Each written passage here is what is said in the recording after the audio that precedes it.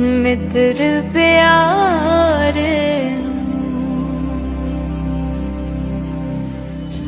हाल मुरीदा दा कहना।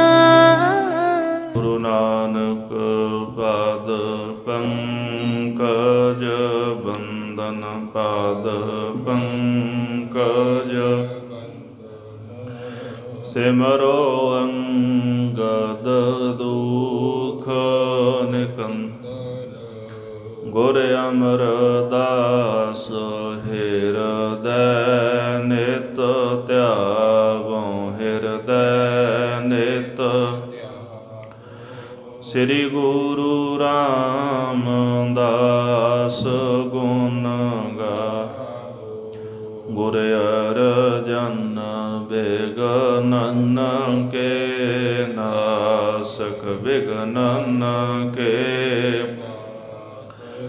हर गोविंद शुभ सुमत प्रकाश श्री हर राय नमो कार जोरी नमो कार। श्री हर कृष्ण मनाओ बहो गुरु तेग बहादुर परम कृपाला जी परम कृपा।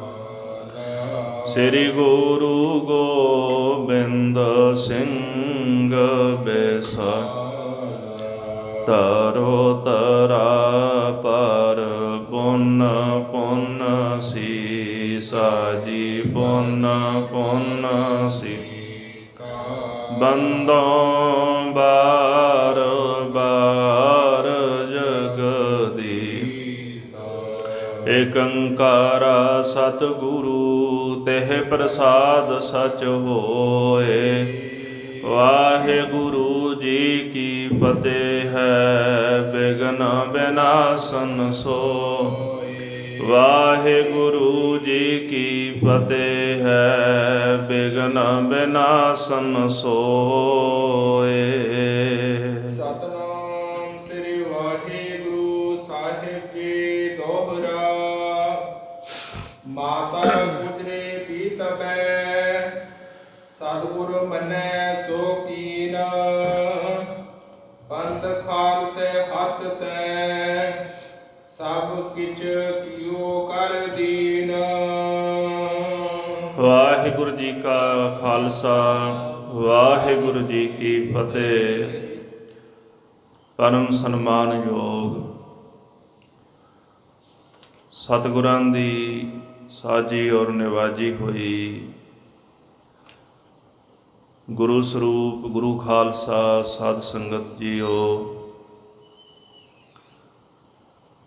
ਆਪ ਜੀ ਸਰਬੱਤ ਗੁਰਸਿੱਖ ਸੰਗਤਾਂ ਉੱਪਰ ਸਤਿਗੁਰਾਂ ਨੇ ਮਹਾਨ ਬਖਸ਼ਿਸ਼ ਕੀਤੀ ਹੈ। ਗਰੀਬ ਨਵਾਜ ਸੱਚੇ ਪਾਤਸ਼ਾਹ ਜੀ ਧੰਨ ਧੰਨ ਸ੍ਰੀ ਗੁਰੂ ਗ੍ਰੰਥ ਸਾਹਿਬ ਜੀ ਮਹਾਰਾਜ ਆਪ ਜੀ ਕੇ ਮੁਬਾਰਕ ਚਰਨਾਂ ਕਮਲਾਂ ਪਾਸ ਜੁੜ ਕਰਕੇ ਗੁਰ ਇਤਿਹਾਸ ਸਰਵਣ ਕਰਨ ਦਾ ਹਰੀ ਜਸ ਸਰਵਣ ਕਰਨ ਦਾ ਸੁਭਾਗ ਸਤਿਗੁਰਾਂ ਨੇ ਬਖਸ਼ਿਸ਼ ਕੀਤਾ ਹੈ। ਭਾਈ ਸਾਹਿਬ ਭਾਈ ਰਤਨ ਸਿੰਘ ਜੀ ਤਿੰਨਾਂ ਦਾ ਲਿਖਿਆ ਹੋਇਆ ਪਾਵਨ ਗ੍ਰੰਥ ਸ੍ਰੀ ਗੁਰਪੰਥ ਪ੍ਰਕਾਸ਼ ਦੀ ਲੜੀਵਾਰ ਕਥਾ ਵਿਚਾਰ ਆਪ ਜੀ ਨੇਤਾਂ ਪ੍ਰਤ ਹਾਜ਼ਰੀਆਂ ਭਰ ਕੇ ਸਰਵਣ ਕਰ ਰਹੇ ਹੋ। ਕੱਲ ਦੇ ਪ੍ਰਕਰਣ ਆਪਾਂ ਸਰਵਣ ਕੀਤੇ ਸਨ। ਖਾਲਸੇ ਪੰਥ ਦਾ ਤੇਜ ਪ੍ਰਤਾਪ ਦਿਨੋਂ ਦਿਨ ਵਧਣ ਲੱਗਾ। ਦਿਨੋਂ ਦਿਨ ਪੰਥ ਦੀ ਗਿਣਤੀ ਵਧਣ ਲੱਗੀ। ਨਗਰਾਂ ਪਿੰਡਾਂ ਵਿੱਚ ਜਾ ਕੇ ਗੁਰੂ ਕੇ ਸਿੱਖ ਸਿੰਘਾਂ ਦੇ ਘਰੋਂ ਰਸਤਾਂ ਬਸਤਾਂ ਲੈ ਕੇ ਗੁਜ਼ਾਰਾ ਕਰਦੇ ਨੇ। ਜਿਉਂ-ਜਿਉਂ ਪੰਥ ਦੇ ਵਿੱਚ ਸਿੰਘਾਂ ਦੀ ਗਿਣਤੀ ਵਧੀ ਤਿਉਂ-ਤਿਉਂ ਥੋੜ੍ਹੀ ਮਾਇਆ ਦੀ ਪਦਾਰਥਾਂ ਦੀ ਥੁੜ ਵੀ ਆਉਣ ਲੱਗੀ। ਫਿਰ ਸਿੰਘਾਂ ਨੇ ਜਾ ਕੇ ਜਿਹੜੇ ਸੁਲਤਾਨੀ ਆਦਿਕ ਸਨ ਉਹਨਾਂ ਦੇ ਘਰਾਂ ਵਿੱਚ ਘੂਰ ਘੱਪ ਕਰਕੇ ਉਹਨਾਂ ਕੋਲੋਂ ਪਦਾਰਥ ਲੈਣੇ ਸ਼ੁਰੂ ਕਰ ਦਿੱਤੇ। ਹੌਲੀ ਹੌਲੀ ਸੁਲਤਾਨੀਆਂ ਦਾ ਅਤੇ ਸਿੰਘਾਂ ਦਾ ਝਗੜਾ ਵੱਧਦਾ ਗਿਆ। ਉਹ ਇਕੱਠੇ ਹੋ ਕੇ ਲਾਹੌਰ ਦਰਬਾਰ ਦੇ ਵਿੱਚ ਗਏ, ਪੁਕਾਰ ਕੀਤੀ। ਉਹਨਾਂ ਨੇ ਸਿੰਘਾਂ ਨੂੰ ਗ੍ਰਿਫਤਾਰ ਕਰਾਉਣਾ ਸ਼ੁਰੂ ਕਰ ਦਿੱਤਾ। ਲਾਹੌਰ ਦਰਬਾਰ ਨੇ ਸਿੰਘਾਂ ਦਾ ਹਰ ਰੋਜ਼ ਕਤਲ ਕਰਨਾ ਸ਼ੁਰੂ ਕਰ ਦਿੱਤਾ। ਪਿੰਡਾਂ ਵਿੱਚੋਂ ਕੀਰਤੀ ਸਿੱਖ ਗ੍ਰਿਫਤਾਰ ਕੀਤੇ ਗਏ। ਜੇ ਕਿਤੇ ਹੋਰ ਵੀ ਕਿਤੇ ਕੋਈ ਸਿੰਘ ਟੱਕਰ ਜਾਏ ਉਹਨੂੰ ਵੀ ਪਕੜ ਕੇ ਗ੍ਰਿਫਤਾਰ ਕਰਕੇ ਸ਼ਹੀਦ ਕਰਨਾ। ਉਹਨਾਂ ਨੇ ਤਰੀਕਾ ਲੱਭ ਲਿਆ, ਕਿਉਂਕਿ ਜਦੋਂ ਸਿੰਘ ਝੱਲਾਂ ਵਿੱਚ ਜਾ ਲੁਕੇ ਤੇ ਸੁਲਤਾਨੀਏ ਕਹਿਣ ਲੱਗੇ ਵੀ ਉਹਨਾਂ ਦੇ ਘਰਾਂ ਵਿੱਚ ਜਾ ਕੇ ਉਹਨਾਂ ਦਾ ਪਰਿਵਾਰ, ਮਾਤਾ ਪਿਤਾ ਆਦਿਕ ਉਹਨਾਂ ਨੂੰ ਗ੍ਰਿਫਤਾਰ ਕਰ ਲਓ। ਤੁਰਕ ਇਸੇ ਤਰ੍ਹਾਂ ਕਰਨ ਲੱਗੇ। ਪਿੰਡਾਂ ਵਿੱਚ ਜਾ ਕੇ ਸਿੰਘਾਂ ਦੇ ਪਰਿਵਾਰਾਂ ਨੂੰ ਗ੍ਰਿਫਤਾਰ ਕਰਨਾ, ਉਹਨਾਂ ਨੂੰ ਸ਼ਹੀਦ ਕਰਨਾ। ਹੌਲੀ ਹੌਲੀ ਸਿੰਘਾਂ ਨੇ ਵੀ ਇਹਨਾਂ ਦਾ ਟਾਕਰਾ ਕਰਨਾ ਸ਼ੁਰੂ ਕਰ ਦਿੱਤਾ। ਇਸ ਤਰ੍ਹਾਂ ਸਮਾਂ ਲੰਘ ਗਿਆ। ਇੱਧਰ ਭਾਈ ਰਤਨ ਸਿੰਘ ਜੀ ਲਿਖਦੇ ਨੇ ਕਿ ਸ੍ਰੀ ਅਨੰਦਪੁਰ ਸਾਹਿਬ ਦੀ ਧਰਤੀ ਉੱਪਰ ਗੁਰੂ ਗੋਬਿੰਦ ਸਿੰਘ ਸਾਹਿਬ ਸੱਚੇ ਪਾਤਸ਼ਾਹ ਜੀ ਮਹਾਰਾਜ ਨੇ ਜਦੋਂ ਖਾਲਸੇ ਨੂੰ ਮੁਖਤਿਆਰੀ ਦਿੱਤੀ, ਮੇਵੜੇ ਤੇ ਮਸੰਦਾਂ ਦੇ ਕੋਲੋਂ ਸੇਵਾ ਲੈ ਲਈ, ਕਿਉਂਕਿ ਉਹਨਾਂ ਦਾ ਜੀਵਨ ਭ੍ਰਸ਼ਟ ਹੋ ਗਿਆ ਸੀ। ਹਜ਼ੂਰ ਕਹਿਣ ਲੱਗੇ, ਭਾਈ ਜਾਂ ਤਾਂ ਅੰਮ੍ਰਿਤ ਪਾਨ ਕਰੋ, ਸਿੰਘ ਸੱਜ ਜਾਓ, ਨਹੀਂ ਤਾਂ ਜਿਹੜੇ ਕਰਮ ਤੁਸੀਂ ਕਰਦੇ ਹੋ ਤੁਹਾਡੀ ਪੱਤ ਉਤਰੇਗੀ। ਉਹ ਇਕੱਠੇ ਹੋ ਕੇ ਮਾਤਾ ਗੁਜਰੀ ਦੇ ਪਾਸ ਗਏ। ਉਹਨਾਂ ਨੇ ਜਾ ਕਰਕੇ ਮਾਤਾ ਗੁਜਰੀ ਨੂੰ ਸ਼ਿਕਾਇਤਾਂ ਕੀਤੀਆਂ ਕਿ ਇਹਨਾਂ ਨੂੰ ਬਾਦਸ਼ਾਹ ਆ ਕੇ ਗ੍ਰਿਫਤਾਰ ਕਰ ਲਏਗਾ, ਕਿਉਂਕਿ ਇਹਨਾਂ ਨੇ ਉਹਨਾਂ ਦੇ ਖਿਲਾਫ ਆਵਾਜ਼ ਚੁੱਕੀ, ਇਹ ਬਾਗੀ ਹੋ ਗਏ ਨੇ। ਇਹ ਬਚਨ ਸੁਣ ਕੇ ਮਾਤਾ ਜੀ ਕਹਿੰਦੇ, ਤੁਸੀਂ ਸੱਚੀ ਗੱਲ ਕਹਿੰਦੇ ਹੋ। ਉਹਨਾਂ ਨੇ ਉਸੇ ਵਕਤ ਦੀਵਾਨ, ਮੁਨਸ਼ੀ ਆਦਿਕ ਸਾਰੇ ਬੁਲਾ ਲਏ। ਆਪਸ ਵਿੱਚ ਸਲਾਹ ਕੀਤੀ ਵੀ ਬਾਬਾ ਜੁਝਾਰ ਸਿੰਘ ਨੂੰ ਗੁਰਤਾ ਗੱਦੀ 'ਤੇ ਆਪਾਂ ਬਿਠਾ ਦਿੰਦੇ ਹਾਂ। ਜਦੋਂ ਸਤਿਗੁਰਾਂ ਨੂੰ ਇਹ ਬਚਨ ਪਤਾ ਲੱਗੇ ਨਾ, ਹਜ਼ੂਰ ਕਹਿੰਦੇ, ਮਸੰਦੋ ਤੁਹਾਡੀ ਮੱਤ ਮਾਰੀ ਗਈ, ਤੁਸੀਂ ਇੰਨੇ ਨੀਚ ਹੋ ਗਏ, ਇੰਨੇ ਗਿਰ ਗਏ। ਜਦੋਂ ਉਹਨਾਂ ਨੇ ਵੇਖਿਆ ਸਾਡੀ ਇੱਥੇ ਦਾਲ ਨਹੀਂ ਗਲਣੀ, ਭਾਈ ਸਾਹਿਬ ਜੀ ਲਿਖਦੇ, ਕਿਸੇ ਨਗਰ ਵਿੱਚ ਉਹਨਾਂ ਨੇ ਪੋਥੀ ਸਾਹਿਬ ਦਾ ਸੰਸਕਾਰ ਕੀਤਾ ਤੇ ਉੱਥੇ ਸਮਾਧ ਬਣਾ ਦਿੱਤੀ, ਤੇ ਸਮਾਧ ਬਣਾ ਕੇ ਸੰਗਤਾਂ ਨੂੰ ਆਖਿਆ ਵੀ ਇੱਥੇ ਦਰਸ਼ਨ ਕਰੋ, ਵੀ ਇਹ ਗੁਰੂ ਦਾ ਸਥਾਨ ਹੈ। ਜਦੋਂ ਕਲਗੀਧਰ ਜੀ ਨੂੰ ਪਤਾ ਲੱਗਾ, ਫਿਰ ਮਹਾਰਾਜ ਨੇ ਮਸੰਦ ਜਿਹੜੇ ਸੀ ਨਾ ਉਹ ਪਕੜ ਕੇ ਉਹਨਾਂ ਨੂੰ ਮਰਵਾਇਆ, ਕੜਾਹਿਆਂ ਵਿੱਚ ਤਲੇ ਗਏ। ਸਿੰਘਾਂ ਨੂੰ ਆਖਿਆ, ਜਿੱਥੇ ਮਸੰਦ ਟੱਕਰਦੇ ਨੇ ਚੰਡੀ ਦੀ ਭੇਟ ਕਰ ਦਿਓ, ਸੋਧਾ ਲਾ ਦਿਓ। ਇਹਦਾ ਮਸੰਦਾਂ ਨੂੰ ਗੁਰੂ ਸਾਹਿਬ ਜੀ ਨੇ ਸਜ਼ਾ ਦਿੱਤੀ ਹੈ। ਆਓ ਹੁਣ ਅਗਲਾ ਪ੍ਰਕਰਨ ਸਰਵਣ ਕਰੀਏ। ਮਨ ਬਿਰਤੀਆਂ ਇਕਾਗਰ ਕਰਨ ਵਾਸਤੇ ਸਰਬੱਤ ਸੰਗਤਾਂ ਜਪੋ ਜੀ, ਸਤਨਾਮ ਸ੍ਰੀ ਵਾਹਿਗੁਰੂ ਸਾਹਿਬ ਜੀਓ, ਸਤਨਾਮ ਸ੍ਰੀ ਵਾਹਿਗੁਰੂ ਸਾਹਿਬ ਜੀਓ। ਦੋਹਰਾ ਮਾਤਾ ਗੁਜਰੇ ਪੀਤਬੈ, ਸਤਿਗੁਰ ਮਨਹਿ ਸੋ ਕੀਨਾ। ਜਦੋਂ ਮਸੰਦਾਂ ਨੇ ਮਾਤਾ ਗੁਜਰੀ ਜੀ ਦੇ ਪਾਸ ਜਾ ਕੇ ਗੁਰੂ ਸਾਹਿਬ ਜੀ ਦੇ ਪ੍ਰਤੀ ਨਿੰਦਿਆ ਤੇ ਪੰਥ ਦੇ ਪ੍ਰਤੀ ਨਿੰਦਿਆ ਵਾਲੇ ਬਚਨ ਉਚਾਰਨ ਕੀਤੇ, ਮਾਤਾ ਜੀ ਦੇ ਕੰਨ ਭਰਨ ਦਾ ਯਤਨ ਕੀਤਾ, ਤੇ ਮਾਤਾ ਜੀ ਸਤਿਗੁਰੂ ਸੱਚੇ ਪਾਤਸ਼ਾਹ ਜੀ ਦੇ ਪਾਸ ਆ ਕੇ ਕਹਿਣ ਲੱਗੇ, ਮਹਾਰਾਜ ਮਸੰਦ ਇੱਦਾਂ ਕਹਿੰਦੇ ਨੇ। ਗੁਰੂ ਗੋਬਿੰਦ ਸਿੰਘ ਸਾਹਿਬ ਸੱਚੇ ਪਾਤਸ਼ਾਹ ਜੀ ਉਹਨਾਂ ਨੂੰ ਕਹਿਣ ਲੱਗੇ, ਮਾਤਾ ਜੀ ਖਾਲਸਾ ਪੰਥ ਅਕਾਲ ਪੁਰਖ ਦੇ ਹੁਕਮ ਨਾਲ ਸਾਜਿਆ ਗਿਆ ਹੈ, ਇਹ ਮਸੰਦ ਖਾਲਸੇ ਦੇ ਵਿਰੋਧੀ ਨੇ, ਇਸ ਕਰਕੇ ਇਹਨਾਂ ਮਸੰਦਾਂ ਦੇ ਪਿੱਛੇ ਆਪਾਂ ਨਹੀਂ ਲੱਗਣਾ। ਇਸ ਤਰ੍ਹਾਂ ਗੁਰੂ ਸਾਹਿਬ ਜੀ ਨੇ ਮਾਤਾ ਜੀ ਨੂੰ ਮਨਾ ਕੀਤਾ ਵੀ ਪੰਥ ਦੀ ਨਿੰਦਿਆ ਦੇ ਵਿੱਚ ਨਾ ਪਵੋ। ਪੰਥ ਖਾਲਸੈ ਹੱਥ ਤੈ, ਸਭ ਕਿਛ ਕਿਉ ਕਰ ਦੀਨ। ਮਾਤਾ ਗੁਜਰੀ ਜੀ ਕਹਿਣ ਲੱਗੇ, ਸਤਿਗੁਰੂ ਜੀ ਤੁਸੀਂ ਸਾਰਾ ਕੁਝ ਪੰਥ ਖਾਲਸੇ ਦੇ ਹੱਥ ਵਿੱਚ ਕਿਉਂ ਦਿੱਤਾ ਹੈ? ਹੁਣ ਸਾਰਾ ਕੁਝ ਉਹਨਾਂ ਦੇ ਹੱਥ ਵਿੱਚ ਆ ਗਿਆ, ਖੁਦ ਮੁਖਤਿਆਰ ਹੋ ਗਏ ਨੇ, ਹਰ ਇੱਕ ਚੀਜ਼ ਉਹਨਾਂ ਦੇ ਵੱਸ ਦੇ ਵਿੱਚ ਹੈ, ਉਹਨਾਂ ਦੇ ਹਰ ਇੱਕ ਚੀਜ਼ ਉਹਨਾਂ ਦੇ ਹੱਥ ਵੱਸ ਚੱਲਦੀ ਹੈ। ਇਹ ਦੰਗੀ ਬਹੁ ਦੰਗੋ ਮਚਾਵੇਂ। ਮਾਤਾ ਜੀ ਕਹਿੰਦੇ, ਮਹਾਰਾਜ ਜੀ ਉਹ ਇਹ ਦੰਗੀ ਨੇ, ਭਾਵ ਲੜਾਈ ਕਰਨ ਵਾਲੇ, ਤੇ ਹਰ ਰੋਜ਼ ਲੜਾਈ ਕਰਦੇ ਹਨ। ਇਹ ਤਾਂ ਕੋਈ ਨਾ ਕੋਈ ਇੱਥੇ ਇਹੋ ਜਿਹੀ ਲੜਾਈ ਕਰ ਜਾਣਗੇ, ਕੋਈ ਇਹੋ ਜਿਹਾ ਕਰਮ ਕਰ ਜਾਣਗੇ, ਉਹ ਬੁਰਾਈ ਜਿਹੜੀ ਆ ਉਹ ਸਾਡੇ ਸਿਰ ਲੱਗ ਜਾਣੀ ਹੈ। ਅਗਰ ਕੋਈ ਬੁਰਾਈ ਸਾਡੇ ਸਿਰ ਤੇ ਲੱਗ ਗਈ ਨਾ, ਤੇ ਬਾਦਸ਼ਾਹ ਨੇ ਹਮਲਾ ਕਰ ਦੇਣਾ। ਅਗਰ ਬਾਦਸ਼ਾਹ ਹਮਲਾ ਕਰੇਗਾ ਤੇ ਔਖਾ ਵਕਤ ਬਣ ਜਾਏਗਾ। ਜੇ ਔਖਾ ਵਕਤ ਬਣ ਗਿਆ, ਔਖਾ ਸਮਾਂ ਬਣ ਗਿਆ, ਫਿਰ ਇਹਨਾਂ ਵਿੱਚੋਂ ਸਾਡੇ ਪਾਸ ਕਿਸੇ ਨੇ ਨਹੀਂ ਰਹਿਣਾ, ਸਾਰਿਆਂ ਨੇ ਛੱਡ ਕੇ ਭੱਜ ਜਾਣਾ ਹੈ। ਇਸਕੋ ਕੋ ਤੂੰ ਕਹੇ ਖਾਲਸੋ ਖਾਸ। ਮਾਤਾ ਜੀ ਕਹਿੰਦੇ ਲਾਲ ਜੀਓ, ਜਿਨ੍ਹਾਂ ਨੂੰ ਤੁਸੀਂ ਹਰ ਰੋਜ਼ ਖਾਸ ਖਾਲਸਾ ਕਹਿੰਦੇ ਹੋ, ਮੇਰੇ ਪੁੱਤਰ ਨੇ, ਮੇਰਾ ਪਿਆਰਾ ਇਹ ਖਾਲਸਾ ਹੈ, ਔਖੇ ਵੇਲੇ ਇਹਨਾਂ ਤੁਹਾਡੇ ਕੰਮ ਨਹੀਂ ਆਉਣਾ। ਇਹ ਪੁੱਤਰ ਪਰਾਏ ਕਿਸ ਕੰਮ ਆਏ। ਇਹ ਤਾਂ ਪਰਾਏ ਪੁੱਤਰ ਨੇ, ਔਖੇ ਵੇਲੇ ਥੋੜਾ ਹੀ ਕਿਸੇ ਦੇ ਕੰਮ ਆਉਣਗੇ। ਆਪਣੇ ਜਾਏ ਪਿਛੇ ਹਟਾਏ। ਜਿਹੜੇ ਤੁਹਾਡੇ ਆਪਣੇ ਜਾਏ ਹੋਏ ਸਾਹਿਬਜ਼ਾਦੇ ਨੇ, ਤੁਹਾਡੇ 4 ਪੁੱਤਰ ਨੇ, ਉਹਨਾਂ 4 ਪੁੱਤਰਾਂ ਨੂੰ ਤੁਸੀਂ ਪਿੱਛੇ ਹਟਾ ਦਿੱਤਾ ਹੈ ਤੇ ਤੁਸੀਂ ਆਪਣੇ ਸਿੰਘਾਂ ਨਾਲ ਪੁੱਤਰਾਂ ਨਾਲੋਂ ਵੀ ਜ਼ਿਆਦਾ ਪ੍ਰੇਮ ਕਰਦੇ ਹੋ। ਜਦੋਂ ਮਾਤਾ ਗੁਜਰੀ ਜੀ ਨੇ ਸਾਹਿਬ ਸੱਚੇ ਪਾਤਸ਼ਾਹ ਜੀ ਨੂੰ ਅਜਿਹੇ ਬਚਨ ਕਹੇ ਹਨ, ਗੁਰੂ ਗੋਬਿੰਦ ਸਿੰਘ ਸਾਹਿਬ ਜੀ ਮਹਾਰਾਜ ਨੇ ਮਾਤਾ ਜੀ ਦੇ ਇਹ ਬਚਨ ਮੰਨੇ ਨਹੀਂ, ਸਹਿਮਤੀ ਨਹੀਂ ਪ੍ਰਗਟਾਈ। ਸਤਿਗੁਰੂ ਨੇ ਬੈਨ ਹਲਾਈ। ਮਾਤਾ ਜੀ ਨੂੰ ਜਵਾਬ ਦੇਣ ਵਾਸਤੇ ਗੁਰੂ ਗੋਬਿੰਦ ਸਿੰਘ ਸਾਹਿਬ ਜੀ ਮਹਾਰਾਜ ਇਸ ਤਰ੍ਹਾਂ ਬਚਨ ਕਹਿੰਦੇ ਹਨ, ਸੁਣ ਮਾਤਾ ਗੁਜਰੀ ਸੁਣ ਲੋਕਲ ਗੁਜਰੀ। ਗੁਰੂ ਸਾਹਿਬ ਜੀ ਕਹਿਣ ਲੱਗੇ, ਹੇ ਮਾਤਾ ਗੁਜਰੀ ਜੀਓ, ਤੁਸੀਂ ਲੋਕਾਂ ਦੀਆਂ ਗੱਲਾਂ ਦੇ ਵਿੱਚ ਆ ਕੇ ਨਾ ਹਰ ਰੋਜ਼ ਕਹਿੰਦੇ ਹੋ ਵੀ ਉੱਜੜ ਜਾਣਾ, ਉੱਜੜ ਜਾਣਾ। ਜਿਵੇਂ ਤੁਹਾਨੂੰ ਲੋਕ ਕਹਿੰਦੇ ਆ ਨਾ, ਤੁਸੀਂ ਉਸੇ ਤਰ੍ਹਾਂ ਆ ਕੇ ਸਾਨੂੰ ਕਹਿ ਦਿੰਦੇ ਹੋ। ਪਰ ਮਾਤਾ ਜੀ ਯਾਦ ਰੱਖਿਓ, ਇਹ ਬਚਨ ਵਾਰ-ਵਾਰ ਕਹਿਣ ਦੇ ਨਾਲ ਖੁਦ ਆਪਣੇ ਆਪ ਉੱਜੜ ਜਾਵਾਂਗੇ। ਉਹਦਾ ਕਾਰਨ ਇਹ ਹੈ ਕਿ ਮਸੰਦ ਗੁਰੂ ਖਾਲਸੇ ਪੰਥ ਦੀ ਨਿੰਦਿਆ ਕਰਦੇ ਨੇ, ਤੇ ਤੁਸੀਂ ਉਹ ਨਿੰਦਿਆ ਜਿਹੜੀ ਸਾਡੇ ਕੋਲ ਆ ਕੇ ਕਰਦੇ ਹੋ ਖਾਲਸੇ ਪੰਥ ਦੀ, ਤੇ ਪੰਥ ਦੀ ਨਿੰਦਿਆ ਕਰਨ ਵਾਲਾ ਉੱਜੜ ਜਾਂਦਾ ਹੈ। ਇਸ ਕਰਕੇ ਮਾਤਾ ਜੀ, ਤੁਸੀਂ ਇਹਨਾਂ ਲੋਕਾਂ ਦੇ ਪਾਸੋਂ ਪੰਥ ਦੀ ਨਿੰਦਿਆ ਨਾ ਸੁਣਿਆ ਕਰੋ, ਸਿੰਘਾਂ ਦੇ ਖਿਲਾਫ ਕੋਈ ਵੀ ਮਾੜਾ ਬਚਨ ਨਾ ਸੁਣਿਆ ਕਰੋ। ਜਿਹੜੀ ਨਿੰਦਿਆ ਉਹ ਕਰਦੇ ਨੇ ਨਾ, ਤੁਸੀਂ ਉਹ ਨਿੰਦਿਆ ਆਪ ਵੀ ਸਿੰਘਾਂ ਦੀ ਕਰਦੇ ਹੋ। ਉਹ ਚੀਜ਼ ਜਿਹੜੀ ਹੈ ਨਾ ਤੁਹਾਡੇ ਘਰ ਦੇ ਵਿੱਚ ਪੈ ਗਈ, ਕਿਉਂਕਿ ਨਿੰਦਕਾਂ ਨੇ ਤੁਹਾਨੂੰ ਭਰਮਾ ਲਿਆ ਵੀ ਗੁਰੂ ਗੋਬਿੰਦ ਸਿੰਘ ਸਾਹਿਬ ਜੰਗ ਕਰਦੇ ਨੇ ਤੇ ਬਾਦਸ਼ਾਹ ਆਵੇਗਾ ਤੇ ਸਾਨੂੰ ਸਾਰਿਆਂ ਨੂੰ ਗ੍ਰਿਫਤਾਰ ਕਰ ਲਏਗਾ। ਤੁਹਾਡੇ ਮਨ ਵਿੱਚ ਇਹ ਵਹਿਮ ਪੈ ਗਿਆ ਵੀ ਸਾਡੇ ਕੋਲ ਤਾਕਤ ਸਮਰੱਥਾ ਨਹੀਂ। ਮਾਤਾ ਜੀ, ਅਸੀਂ ਕੋਈ ਪਾਤਸ਼ਾਹੀ ਨਹੀਂ ਲੈਣੀ, ਅਸੀਂ ਜ਼ੁਲਮ ਦੇ ਖਿਲਾਫ ਖੜੇ ਹੋਏ ਹਾਂ ਤੇ ਉਹਦੇ ਖਿਲਾਫ ਟਾਕਰਾ ਕਰਨਾ ਗੁਰੂ ਨਾਨਕ ਸਾਹਿਬ ਜੀ ਨੇ ਸਾਨੂੰ ਇਹ ਸਿੱਖਿਆ ਬਖਸ਼ਿਸ਼ ਕੀਤੀ ਹੈ। ਸਤਿਗੁਰੂ ਸ੍ਰੀ ਖਾਲਸੇ ਆਗਿਆ ਜੋ ਕਰ ਦੀਨ।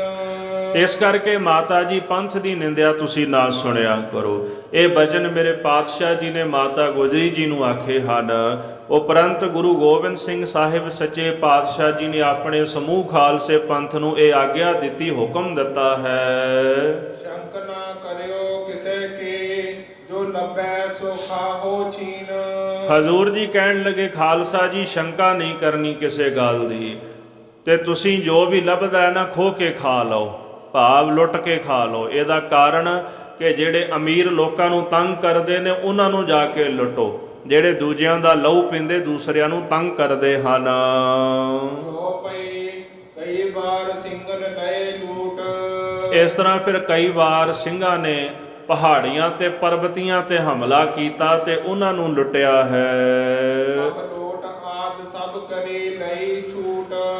ਕਮਲੋਟ ਨਗਰ ਪੈਂਦਾ ਸੀ ਇੱਥੇ ਨਜ਼ਦੀਕ, ਪਹਾੜਾਂ ਦੀਆਂ ਦੂਨਾਂ ਵਿੱਚ। ਸਿੰਘਾਂ ਨੇ ਉਹਦੇ ਉੱਤੇ ਹਮਲਾ ਕੀਤਾ ਤੇ ਲੁੱਟ ਲਿਆ। ਕੋਈ ਹੁਣ ਮਨ ਵਿੱਚ ਸ਼ੰਕਾ ਕਰੇ, ਵਹਿਮ ਕਰੇ ਵੀ ਗੁਰੂ ਸਾਹਿਬ ਨੇ ਸਿੰਘਾਂ ਨੂੰ ਇਉਂ ਕਿਉਂ ਆਖਿਆ ਵੀ ਜਾ ਕੇ ਲੁੱਟ ਲਓ ਉਹਨਾਂ ਨੂੰ। ਉਹਦਾ ਕਾਰਨ ਇਹ ਸੀ ਕਿ ਇੱਥੋਂ ਦੇ ਪਹਾੜੀਏ ਸਿੰਘਾਂ ਨੂੰ ਲੁੱਟਦੇ ਸਨ। ਜਦੋਂ ਵੀ ਇੱਥੋਂ ਸਿੱਖਾਂ ਨੇ ਲੰਘਣਾ ਤੇ ਉਹਨਾਂ ਲੁੱਟ ਲੈਣਾ, ਸਾਰਾ ਕੁਝ ਸਿੱਖਾਂ ਦਾ ਖੋਹ ਲੈਣਾ। ਹਜ਼ੂਰ ਕਹਿੰਦੇ ਇਦਾਂ ਨਹੀਂ, ਪਿਆਰ ਨਾਲ ਨਹੀਂ ਇਹਨਾਂ ਨੇ ਸਮਝਣਾ, ਇਹਨਾਂ ਵਾਲਾ ਤਰੀਕਾ ਅਪਣਾ ਲਓ, ਜਾਓ ਜਾ ਕੇ ਇਹਨਾਂ ਦੇ ਨਗਰਾਂ ਤੇ ਹਮਲਾ ਕਰੋ ਤੇ ਲੁੱਟ ਲਓ ਇਹਨਾਂ ਨੂੰ। ਇਸ ਤਰ੍ਹਾਂ ਫਿਰ ਸਿੰਘਾਂ ਨੇ ਵਰਤਾਰਾ ਜਿਹੜਾ ਸੀ ਉਹ ਸ਼ੁਰੂ ਕਰ ਦਿੱਤਾ, ਇਹਨਾਂ ਪਰਬਤੀਆਂ ਪਹਾੜੀਆਂ ਨੂੰ ਲੁੱਟਣਾ ਸ਼ੁਰੂ ਕਰ ਦਿੱਤਾ ਹੈ। ਇੱਕ ਝੱਖੀ ਪਿੰਡ ਪੈਂਦਾ ਜਿੱਥੇ ਨਰਬੋਗੜ੍ਹ ਦਾ ਕਿਲ੍ਹਾ ਹੈ, ਤੇ ਨਾਲ ਹੀ ਕਮਲੋਟ ਪੈਂਦਾ। ਇਹ ਜਿੰਨੇ ਵੀ ਨੇੜੇ ਤੇੜੇ ਪਿੰਡ ਸਨ ਪਰਬਤੀਆਂ ਦੇ ਪਹਾੜੀਆਂ ਦੇ, ਸਿੰਘਾਂ ਨੇ ਲੁੱਟ ਪੁੱਟ ਲਏ ਹਨ। ਜਿੰਨੇ ਵੀ ਦੂਣਾ ਵਿੱਚ ਟਿੱਬੇ ਆਦਿਕ ਸਨ, ਪਹਾੜਾਂ ਦੇ ਛੋਟੀਆਂ ਵੱਡੀਆਂ ਪਹਾੜੀਆਂ ਵਿੱਚ ਨਗਰ ਵਸੇ ਸਨ, ਪਿੰਡ ਵਸੇ ਸਨ, ਜਿਹੜੇ ਖਾਲਸੇ ਪੰਥ ਨੂੰ ਗਰੀਬਾਂ ਨੂੰ ਤੰਗ ਕਰਦੇ ਸਨ, ਸਿੰਘਾਂ ਨੇ ਸਭ ਮਲੀਆਂ ਮੇਟ ਕਰ ਦਿੱਤੇ ਹਨ। ਪਰਬਤੀਆਂ ਆਨ ਮਚਾਈ ਲੜਾਈ। ਹੁਣ ਵੇਖੋ, ਜਦੋਂ ਆਪ ਵਾਧਾ ਕਰਦੇ ਨੇ ਉਦੋਂ ਤਾਂ ਇਹ ਚਾਹੁੰਦੇ ਵੀ ਦੂਸਰਾ ਦੱਬ ਕੇ ਰਹੇ, ਪਰ ਜਦੋਂ ਸਿੰਘਾਂ ਨੇ ਆ ਕੇ ਉਹਨਾਂ ਦੀ ਕੀਤੀ ਦਾ ਫਲ ਉਹਨਾਂ ਨੂੰ ਭੁਗਤਾ ਦਿੱਤਾ ਤੇ ਫਿਰ ਉਹਨਾਂ ਨੂੰ ਲੱਗਿਆ ਵੀ ਸਾਡੇ ਨਾਲ ਵਾਧਾ ਹੋ ਗਿਆ। ਪਰਬਤੀ ਇਕੱਠੇ ਹੋ ਕੇ ਆ ਗਏ ਤੇ ਉਹਨਾਂ ਨੇ ਸਿੰਘਾਂ ਨਾਲ ਜੰਗ ਸ਼ੁਰੂ ਕਰ ਦਿੱਤਾ ਹੈ। ਤੇ ਸਿੰਘਾਂ ਨੇ ਫਿਰ ਕਈ ਵਾਰੀ ਇੱਥੋਂ ਪਹਾੜੀਏ ਰਾਜੇ ਜਿਹੜੇ ਮੈਦਾਨੇ ਜੰਗ ਵਿੱਚੋਂ ਭਜਾ ਦਿੱਤੇ ਹਨ। ਇੱਕ ਵਾਰੀ ਨਹੀਂ, ਕਈ ਵਾਰੀ ਪਹਾੜੀ ਚੜ੍ਹ ਕੇ ਆਏ ਗੁਰੂ ਗੋਬਿੰਦ ਸਿੰਘ ਸਾਹਿਬ ਮਹਾਰਾਜ ਜੀ ਉੱਪਰ। ਕਈ ਵਾਰੀ ਜੰਗ ਹੋਇਆ ਤੇ ਸਾਧ ਸੰਗਤ ਜੀ ਉਹ ਅਖੀਰ ਉਹ ਫਿੱਕੇ ਜਿਹੇ ਹੋ ਗਏ। ਉਹਨਾਂ ਨੂੰ ਪਤਾ ਲੱਗ ਗਿਆ ਵੀ ਸਾਡਾ ਵਸ ਗੁਰੂ ਸਾਹਿਬ ਤੇ ਨਹੀਂ ਚੱਲਣਾ, ਤੇ ਟਿਕ ਕੇ ਆਪਣੇ ਘਰ ਦੇ ਵਿੱਚ ਸ਼ਰਮਿੰਦਗੀ ਨਾਲ ਬਹਿ ਗਏ ਹਨ।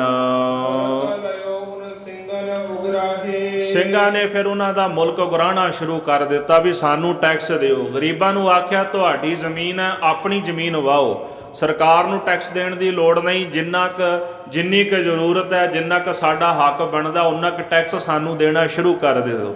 ਇਹਦਾ ਇੱਕ ਹੋਰ ਬਹੁਤ ਵੱਡਾ ਕਾਰਨ ਹੈ, ਪਹਾੜੀਏ ਕਿਉਂ ਸਤਿਗੁਰਾਂ ਨਾਲ ਖਾਰ ਖਾਂਦੇ ਸਨ।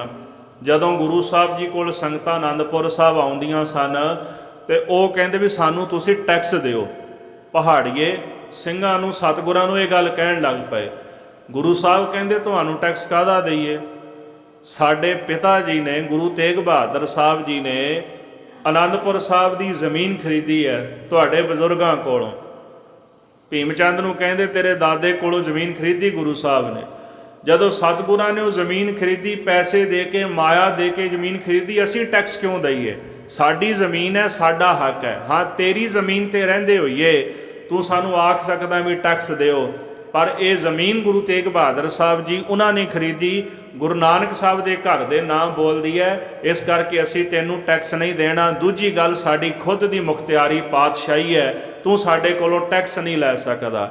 ਇਸ ਗੱਲ ਕਰਕੇ ਉਹਨੂੰ ਚਿੜ ਮੱਚਦੀ ਸੀ ਵੀ ਸਾਡੇ ਨਜ਼ਦੀਕ ਰਹਿੰਦੇ ਨੇ ਪਹਾੜਾਂ ਵਿੱਚ, ਪਰ ਸਾਨੂੰ ਟੈਕਸ ਨਹੀਂ ਦਿੰਦੇ। ਅਖੀਰ ਸਿੰਘਾਂ ਨੇ ਫਿਰ ਉਹਨਾਂ ਤੇ ਟੈਕਸ ਲਾ ਦਿੱਤਾ। ਸਿੰਘਾਂ ਦਾ ਟੈਕਸ ਲਾਉਣ ਦਾ ਤਰੀਕਾ ਵੱਖਰਾ ਸੀ, ਗੌਰਮੈਂਟ ਦਾ ਟੈਕਸ ਲਾਉਣ ਦਾ ਤਰੀਕਾ ਵੱਖਰਾ ਸੀ। ਉਹ ਲੋਕਾਂ ਨੂੰ ਕਹਿੰਦੇ ਸਨ ਜ਼ਮੀਨ ਤੁਹਾਡੀ ਪਰ ਨਾ ਸਾਡੇ, ਜ਼ਮੀਨ ਤੁਹਾਡੀ ਨਾ ਸਾਡੇ, ਤੁਸੀਂ ਜ਼ਮੀਨ ਵਾਹੋਗੇ ਤੁਹਾਨੂੰ ਸਿਰਫ ਖਾਣ ਲਈ ਮਿਲੇਗਾ, ਵੀ ਤੁਸੀਂ ਇੱਕ ਟਾਈਮ ਦੀ ਰੋਟੀ ਖਾ ਸਕੋ, ਬਾਕੀ ਸਾਡਾ ਹੈ।